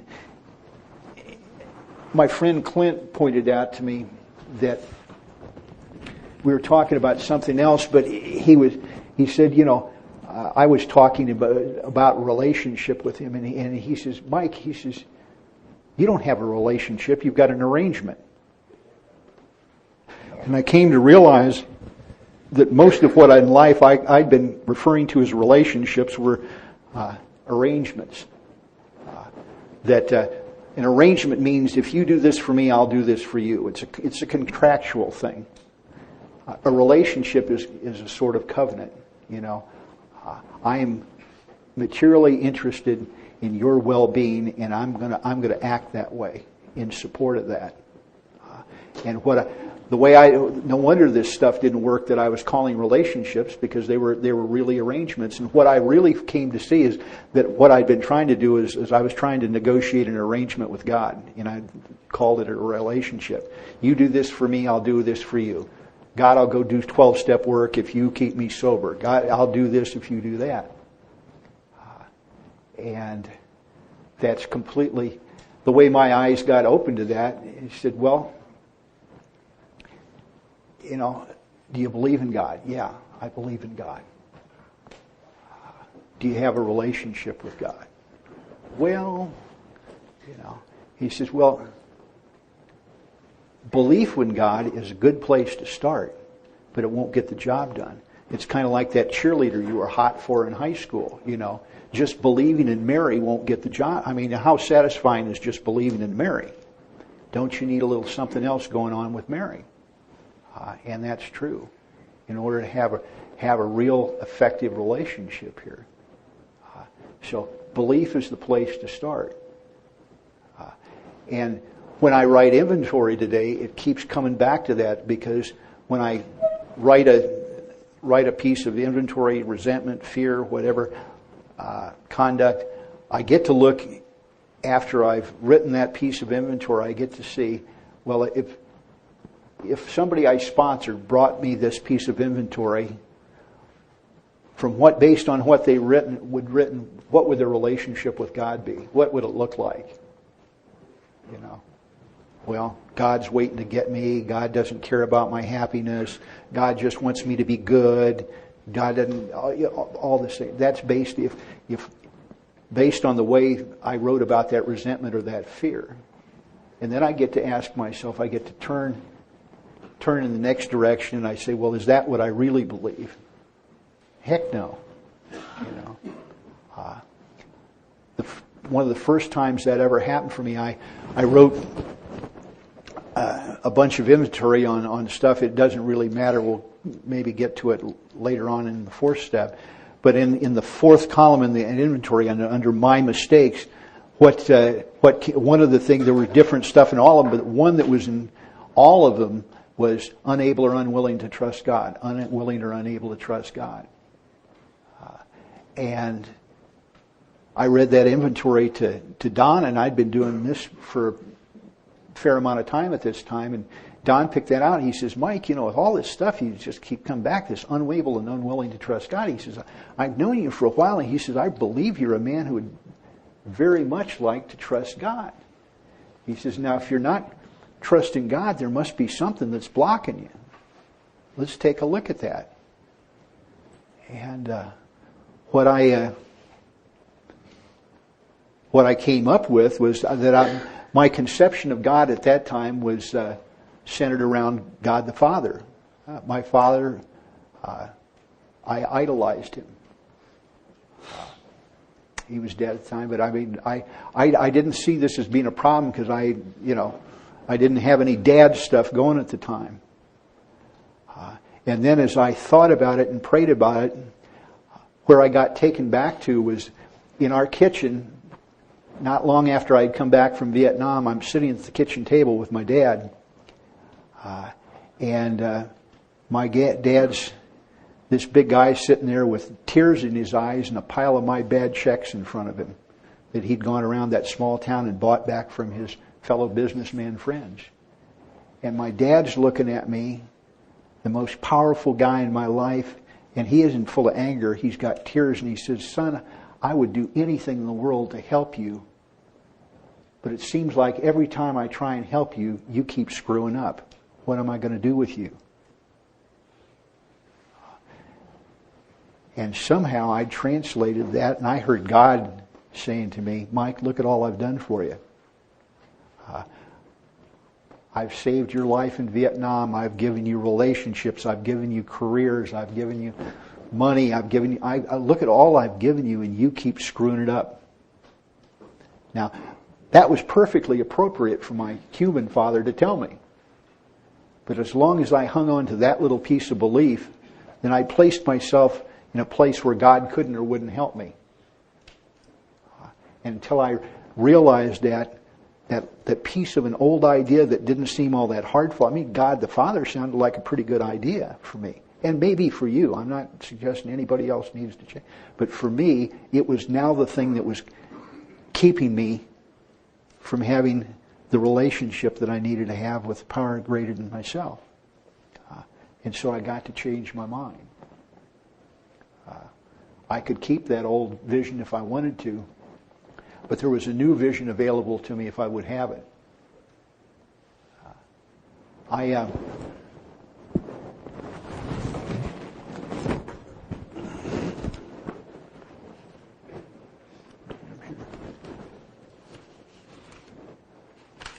Well, maybe I don't have it with me.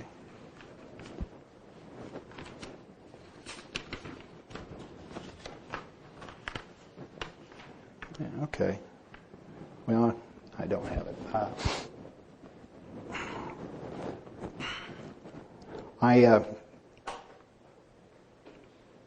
I came where I have a relationship with God with four basic corners, four pillars, if you will, to it today.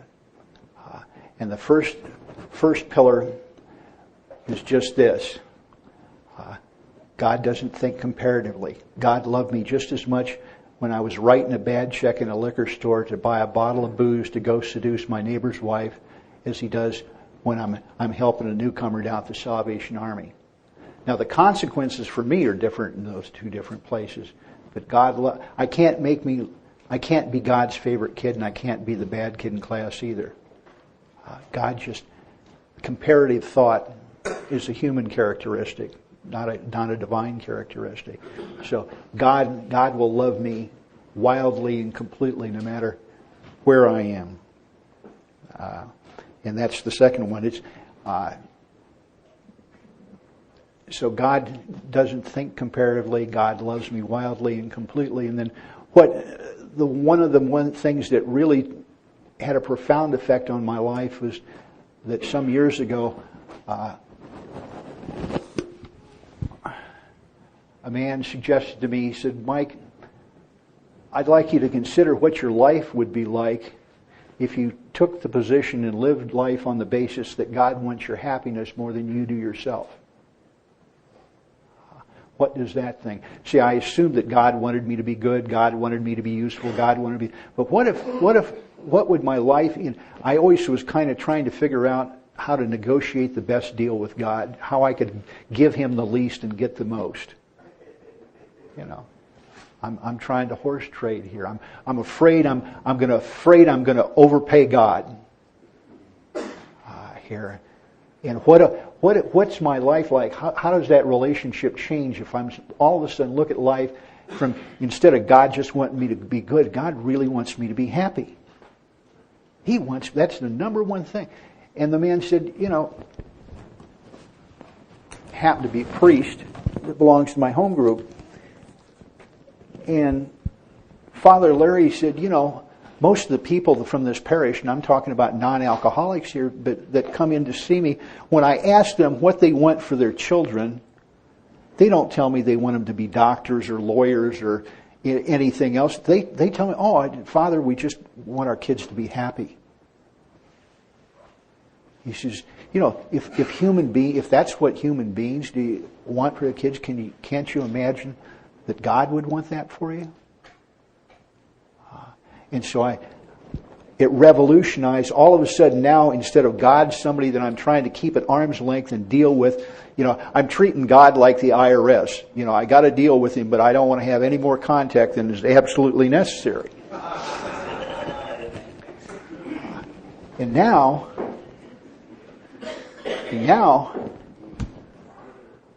I can hang out with God.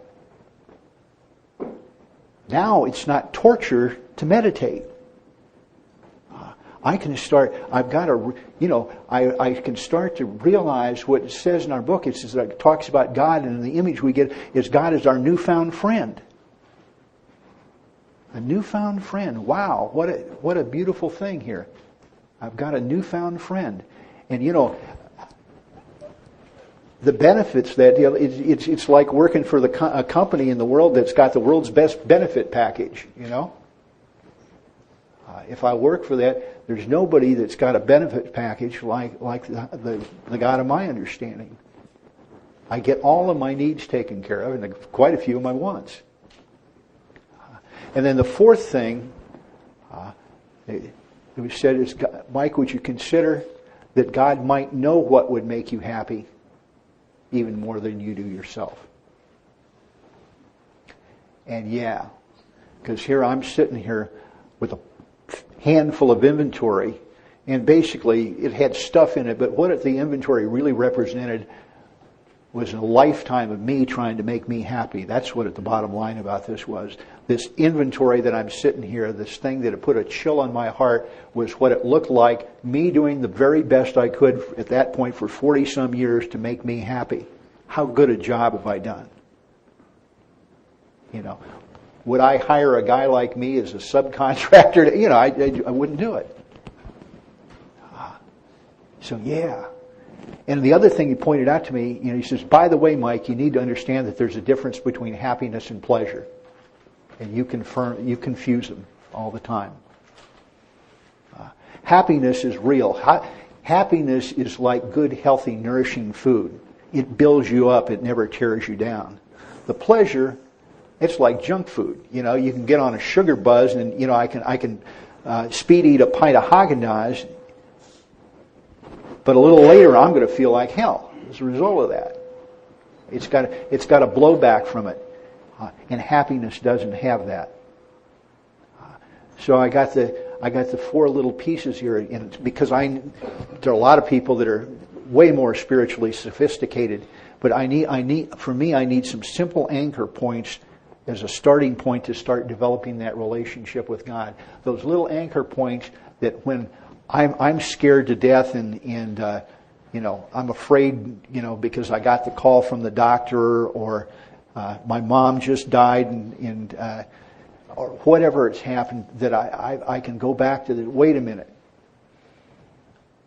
I'm scared to death here, but I'm not seeing the whole picture. There's some pieces of this that I'm not seeing yet. Because God's like the Calvary, just waiting over the hill to come swoop in and help me. I don't see the whole picture here. And so if I'll just turn back here, instead of, Don used to say, when in trouble, when in doubt, run in circles, scream and shout. If I won't do that, if I'm willing to start relaxing into my relationship with Him, then there's a chance for His power to help me.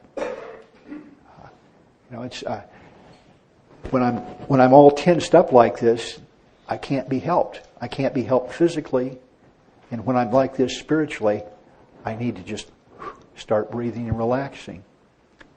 And now, okay, my mind can slow down. I can start getting off the squirrel cage and getting to a place where that relationship with God, while it always exists for Him, where I become conscious of it again. I got a friend that tells a story I love, and Pete says, okay, Mike, he says, do you know the difference between having a belief and having faith? I said, well, I think I do, Pete, but tell me what your definition is. He says, if we stretched a rope across the Grand Canyon, do you believe that God could walk across that rope? Well, I said, of course He could. He says, well, do you believe that God could walk across that rope and push a wheelbarrow? Well, yeah. He says, get in the wheelbarrow.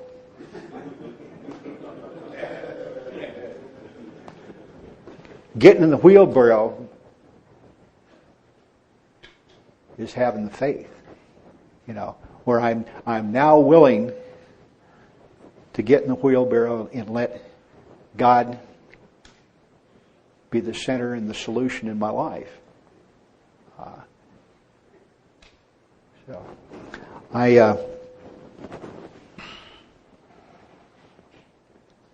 Frank's got some dessert waiting for us. So I know better than to get in between alcoholics and ice cream. But, it's one of the most dangerous places in the world to be. But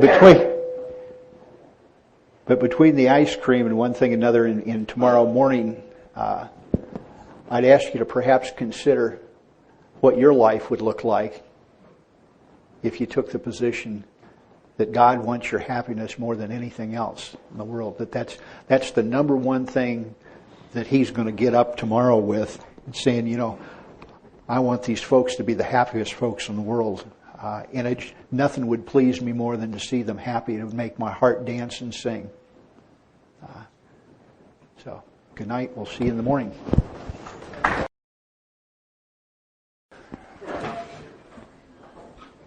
Yeah. Well, did everybody have a good night's sleep? I'll tell you what, I am really impressed with those showers. That is something else. I mean, as impressive as that river is, that shower is something else. I've never had as much shower as I wanted, you know. Now I've had that obsession satisfied. That's quite a deal here. Well, I'd like to get started this morning with a little bit of a guided meditation. So if you want to get comfortable,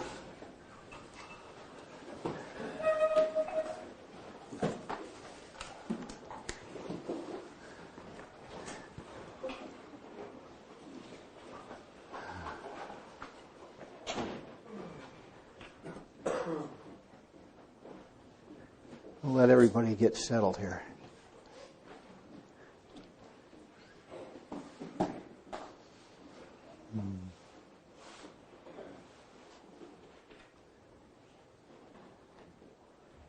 We discovered some years ago in my home group that we just all act better, it seems, when we meditate for a couple minutes before we start our meeting. It's amazing how that changes the quality of things for us.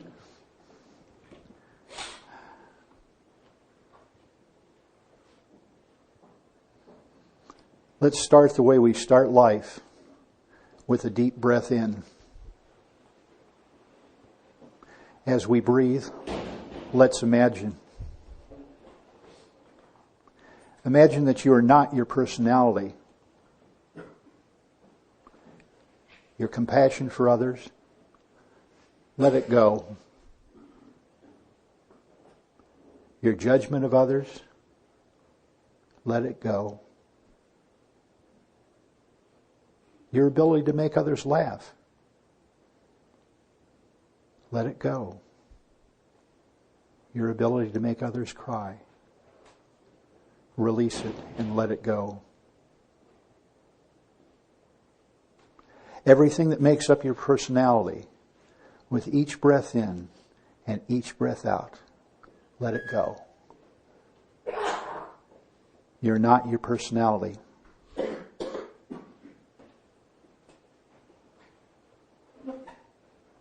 Imagine that you are not your mind that decides what is right and what is wrong. Let it go. Your mind that makes decisions about what to do and what not to do.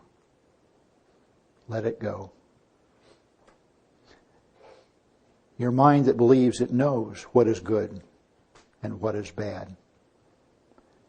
Let it go. Every thought, idea, and opinion, let them go. You are not your mind.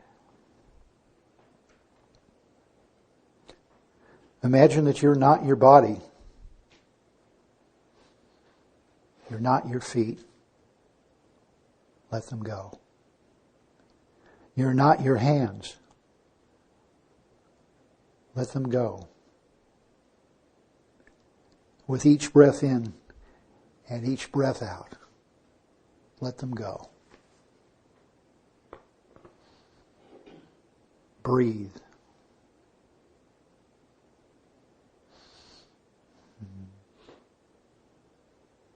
Imagine that you are not your disease. It is in you, but it is not you. Let it go. Breathe. You are not your personality. You are not your mind. You are not your body.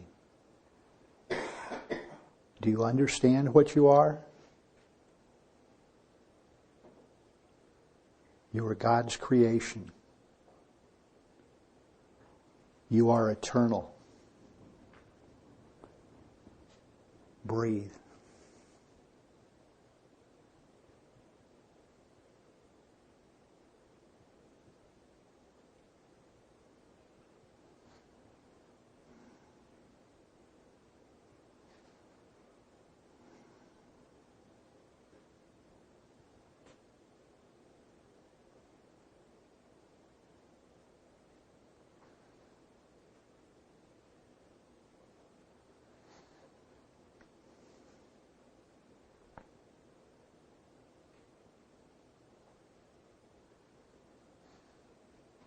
Amen.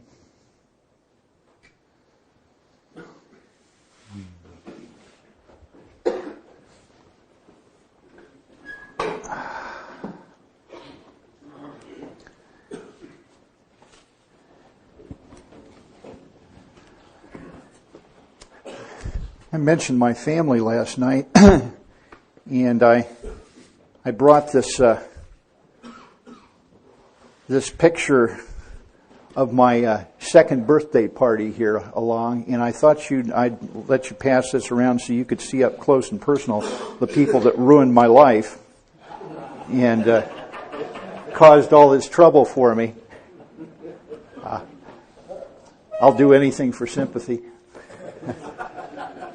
You can tell right away they're evil.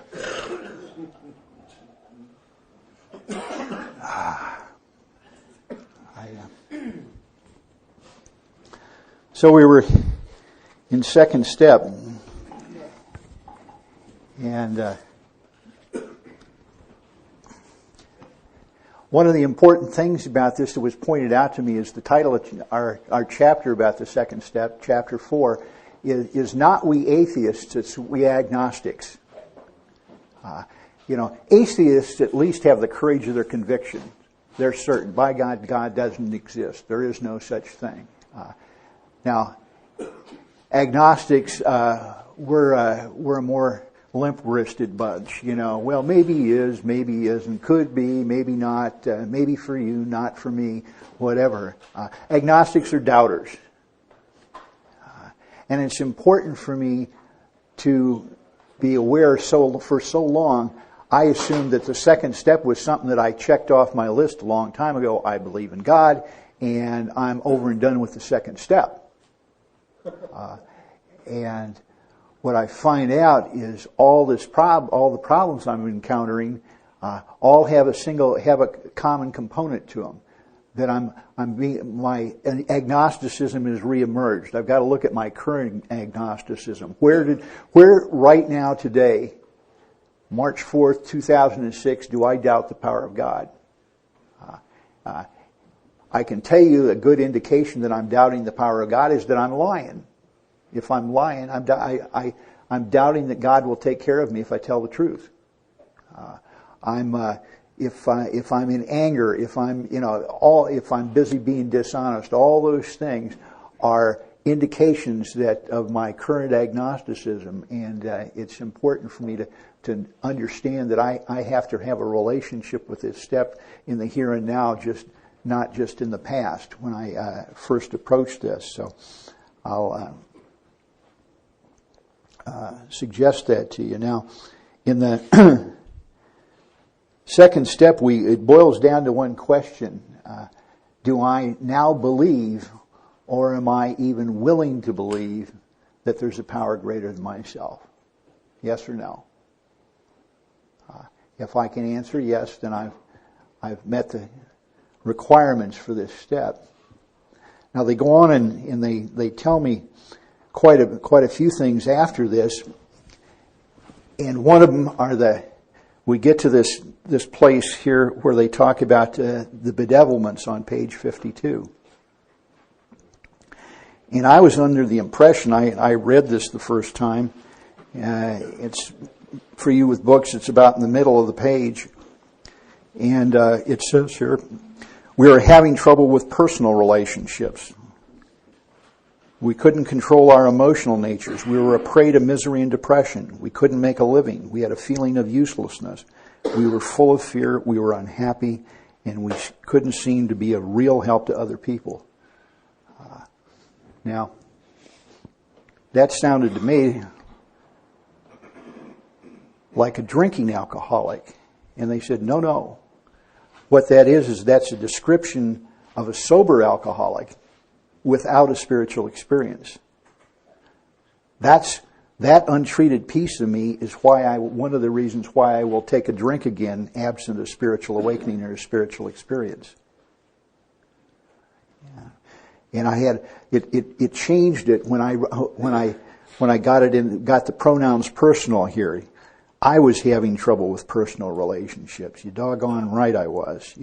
I can't control my emotional nature. I'm a prey to misery and depression. I can't make. I'm making a living, but not the one I think I need. I'm unhappy, and I don't seem to be a real help with it. I'm not effective at the business of life.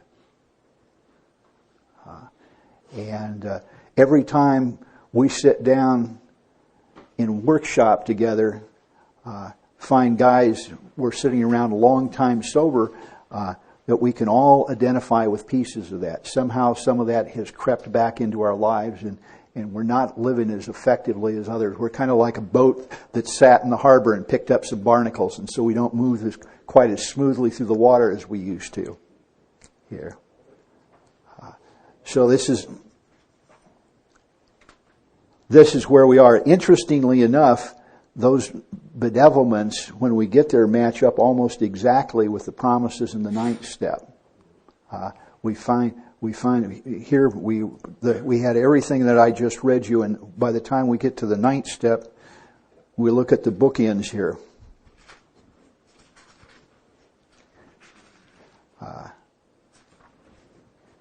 Okay. I'm going to know a new freedom and a new happiness. I was unhappy before. I will not regress the past nor wish to shut the door on it. I will comprehend the word serenity and I will know peace. Now, no matter how far down the scale I've gone, I will see that my experience can benefit others. That feeling of uselessness and self-pity will disappear. I will lose interest in selfish things and I'll gain interest in my fellows. Self-seeking will slip away. My whole attitude and outlook upon life will change. Fear of people and of economic insecurity will have left me. I will intuitively know how to handle situations which used to baffle me. I will suddenly have realized that God is doing for me what I could not have ever done for myself. And the fact was, life baffled me. I was smart about some things, but I could never seem to put the whole deal together and get it on the road and get it to stay there for any period of time. So, where are we here? Are we willing to say that we believe, or are we willing to believe that there's a power greater than ourselves? Okay. Well, we can move on. Yeah.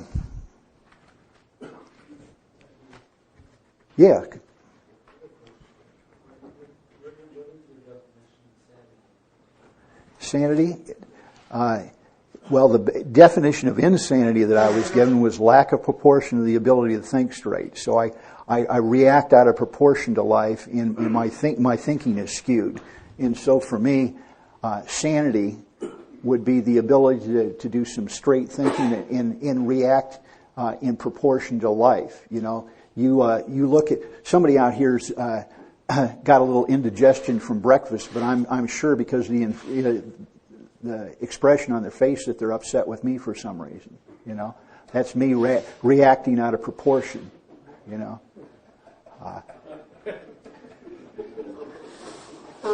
Love of my life says, "Good morning, honey," and I said, "Well, what do you mean by that?" What do you want? Yeah.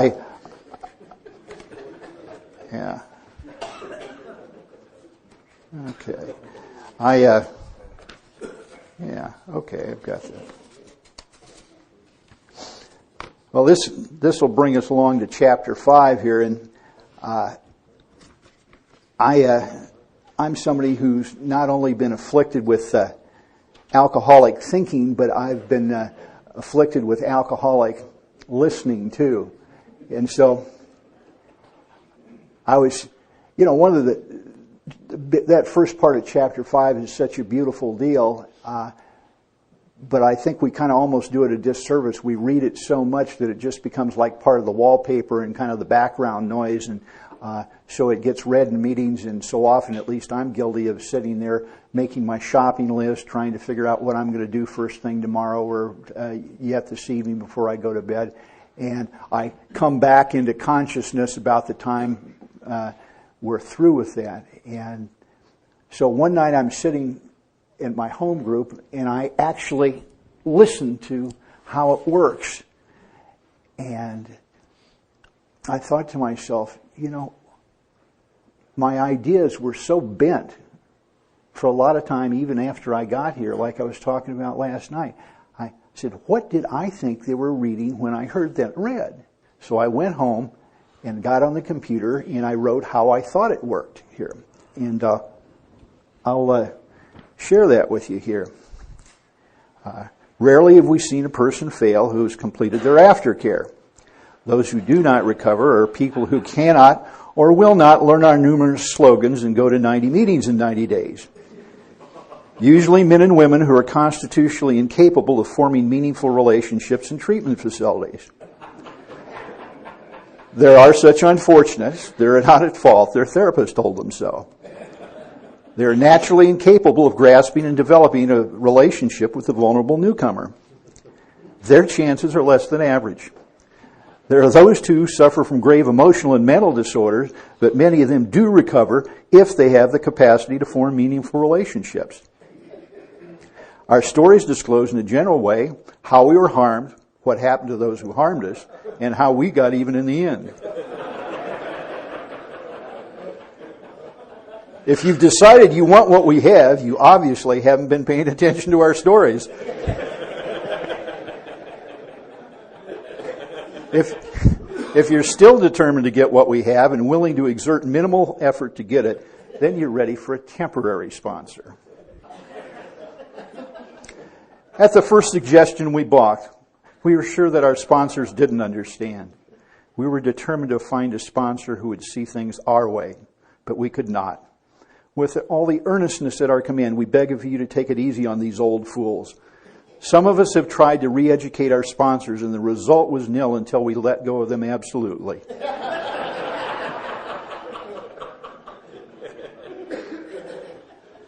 Remember that we are dealing with our ego, cunning, baffling, and powerful. Without constant praise and reassurance, it's too much for us. But there is one, or possibly more, who has all power. That one is our significant other. May we find them now. Half measures availed us nothing. It was time to move in together.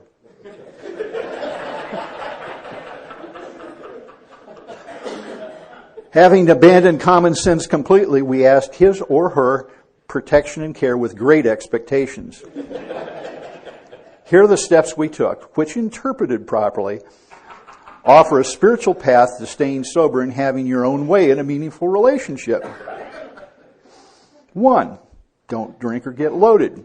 Try to ignore the fact that you've never actually been able to do this. 2, came to believe that the right relationship could restore us to sanity. 3, made a decision to turn our will and our lives over to the care of our significant other, assuming they had what we needed. 4, made a searching and fearless moral inventory of our significant other. 5, complained to God, ourselves, and our temporary sponsors about the exact nature of their wrongs. 6, we're entirely ready to have God remove these defective characters.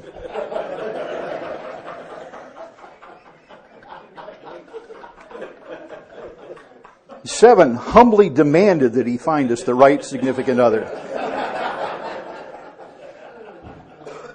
8, made a list of everyone we found attractive and became willing to have significant relationships with them all. 9, made direct amends to people who we believe might still be willing to help us restore our net worth, except when we found their significant other attractive. 10, continued to find fault with others, and when they were wrong, promptly pointed it out. 11, sought through prayer and manipulation to improve the behavior of our significant other, praying for all the knowledge of all of their hot buttons and the power to push them at just the right time. And 12, having gotten our own way as the result of these steps, we tried to convince our significant other that this was really for their own good and that their future happiness lay in doing our will. Many of us exclaimed, "What an order! They won't go through with it." Do not be discouraged. No one among us has been able to do this with just one partner. Fortunately, the treatment centers, meetings, and social activities are full of prospects who are not saints. The point is that we are willing to keep replacing partners until we find one or more who will do it our way. The principles we have laid down have proved themselves in coffee shops, clubhouses, and meetings across the land. We claim personal development rather than personal perfection. Our description of the alcoholic, the chapter of the wives, and our personal difficulties before and after make clear three pertinent ideas. A, that we were alcoholic and it wasn't our fault. B, that our current therapist and significant other could not relieve our alcoholism. And C, that the right partner could and would if they were sought. And that's... if you looked at the way I behaved for 5 years around here, if you watched me walk around, somebody just watched me walk around AA and wrote down based on my actions what I must be thinking, that unfortunately came pretty close to it. And that's one of the reasons why writing things down, not just in that vein, but other veins, I get to see the thinking that's hidden from myself when I'm just letting it process through my mind. When I actually can see in black and white in my own handwriting what in the world is going on between my ears, that's when I start getting the touch. Man, that's crazy. How would I ever think that based on my behavior that any of this was going to work? But it seemed logical at the time. I was a big fan pre-step work of the third step, and I was a big fan for the reason, a very alcoholic reason, is that I seemed to get a lot of bang for my buck without doing very much. I could say a prayer and offload all my problems to God. What I was in essence was a spiritual litter bug. I'm like a guy that's riding down the highway of life, flipping hamburger wrappers out the window, and here's my problem, take it. Here's this problem, take it. Here's this problem, take it. It's yours, God. And I'm just going on. Well, the joke was on me because all that trash I kept throwing out just kept blowing back into the back seat, and I eventually end up with my back seat full of crap, and I can't handle it anymore.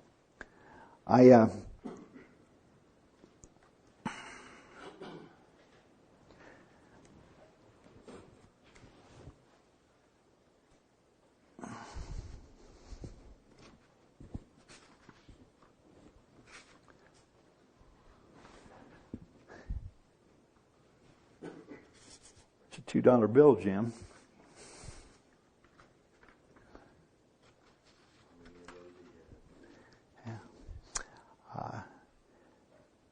They took me to right after How It Works here, and they had me approach this again in a first-person perspective, and the light started to come on of why my life wasn't working.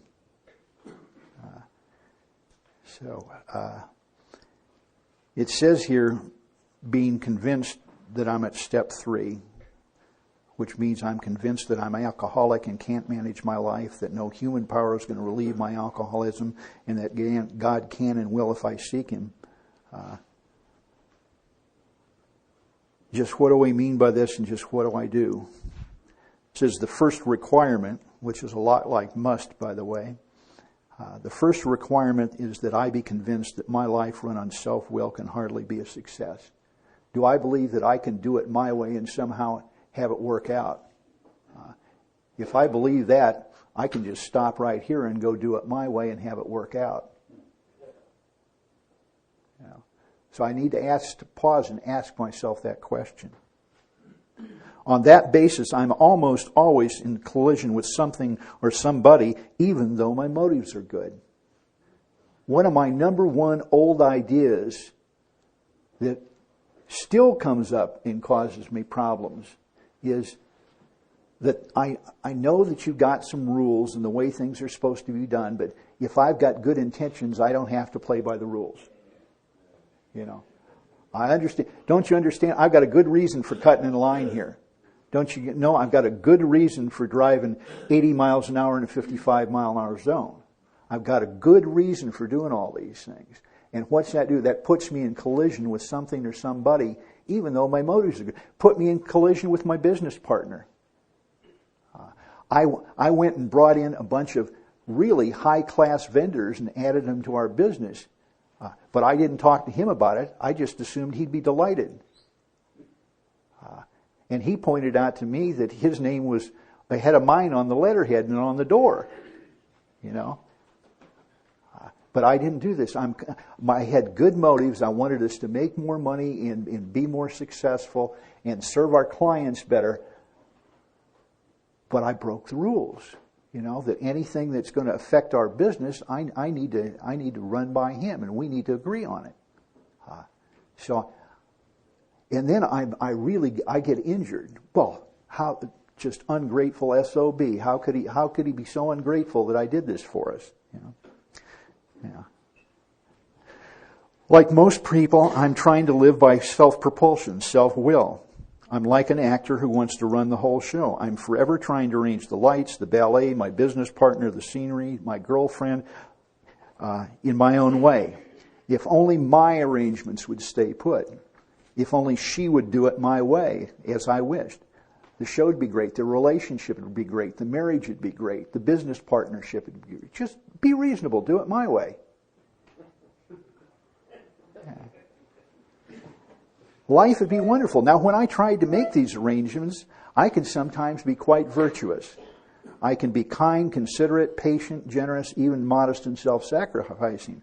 On the other hand, if I was having a bad day, I can be mean, egotistical, selfish, and dishonest. You know, but like most people, I'm usually some mixture of those things. Well, what usually happens? The show, the business deal, or the relationship or marriage isn't going my way. It doesn't seem to be coming off very well.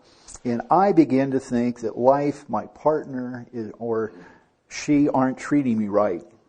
Now, my answer to this is to go get a bigger hammer, you know.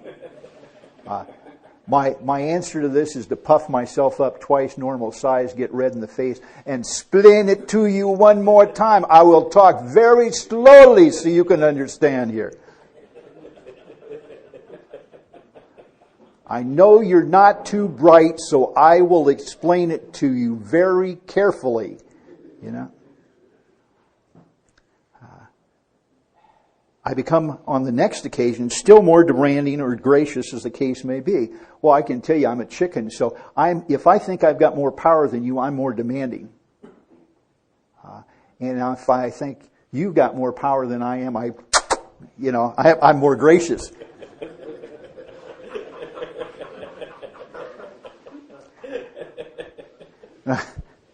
Now, still, this deal isn't suiting me. This play isn't suiting me. Now, you can get me to admit I might be somewhat at fault.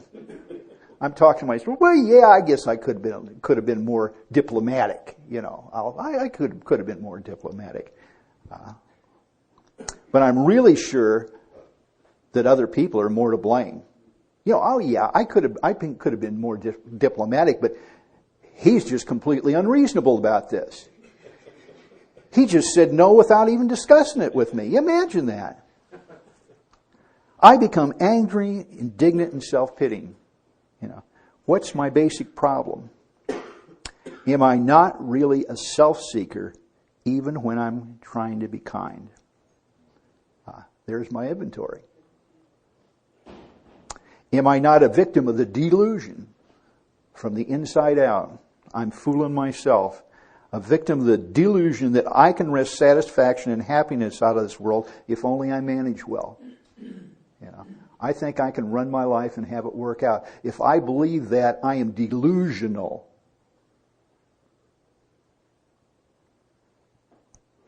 And it isn't evident to my business partner, my wife, my girlfriend, any of these people, that these are the things that what I really want. And don't my actions make each of them wish to retaliate, snatching all they can get out of the show. and here we go, folks, am I not, even in my best, sober, junior guru moments, a producer of confusion rather than harmony? That's the best I can expect, sober, doing it my way. You know.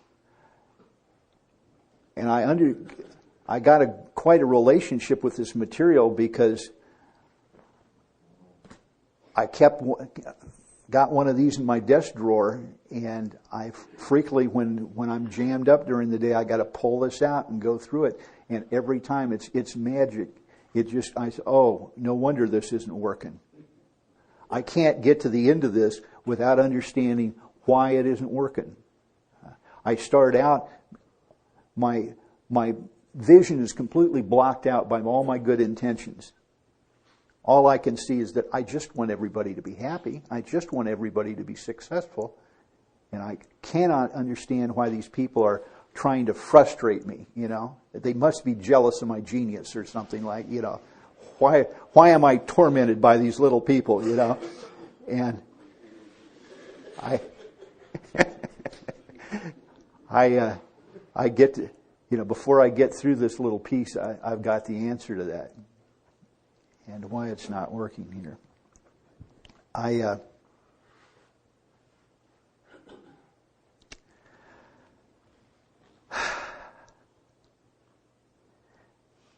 You know, I used to make such a big deal out of the third step, and it's a big deal, but it isn't. The image that I came up with that works for me, and I tend to relate to these things in terms of images, is in Indianapolis, Roger Penske's the big Chevy dealer there. And when I'm home Monday, if I run up to Roger's dealership and I go in the showroom and I'll have a salesman start tagging me there, and I walk over and I point to that red Corvette and I say, I want that red Corvette. I've made an important decision and I've made an expensive decision, but I'm not driving a red Corvette. Before I get the keys to that car, I'm going to get to go in the back room with the finance manager and do a financial fourth and fifth step, right?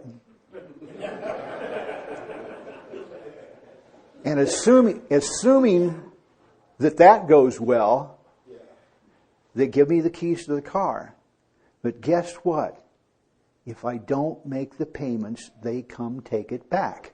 If I don't do steps 6, 7, 8, and 9, all of that good feeling that I got from doing this third step and turning my will and my life over to the care of God, it just gets repoed. It goes away. Thank you for listening to Sober Sunrise. If you enjoyed today's episode, please give it a thumbs up as it will help share the message. Until next time, have a great day.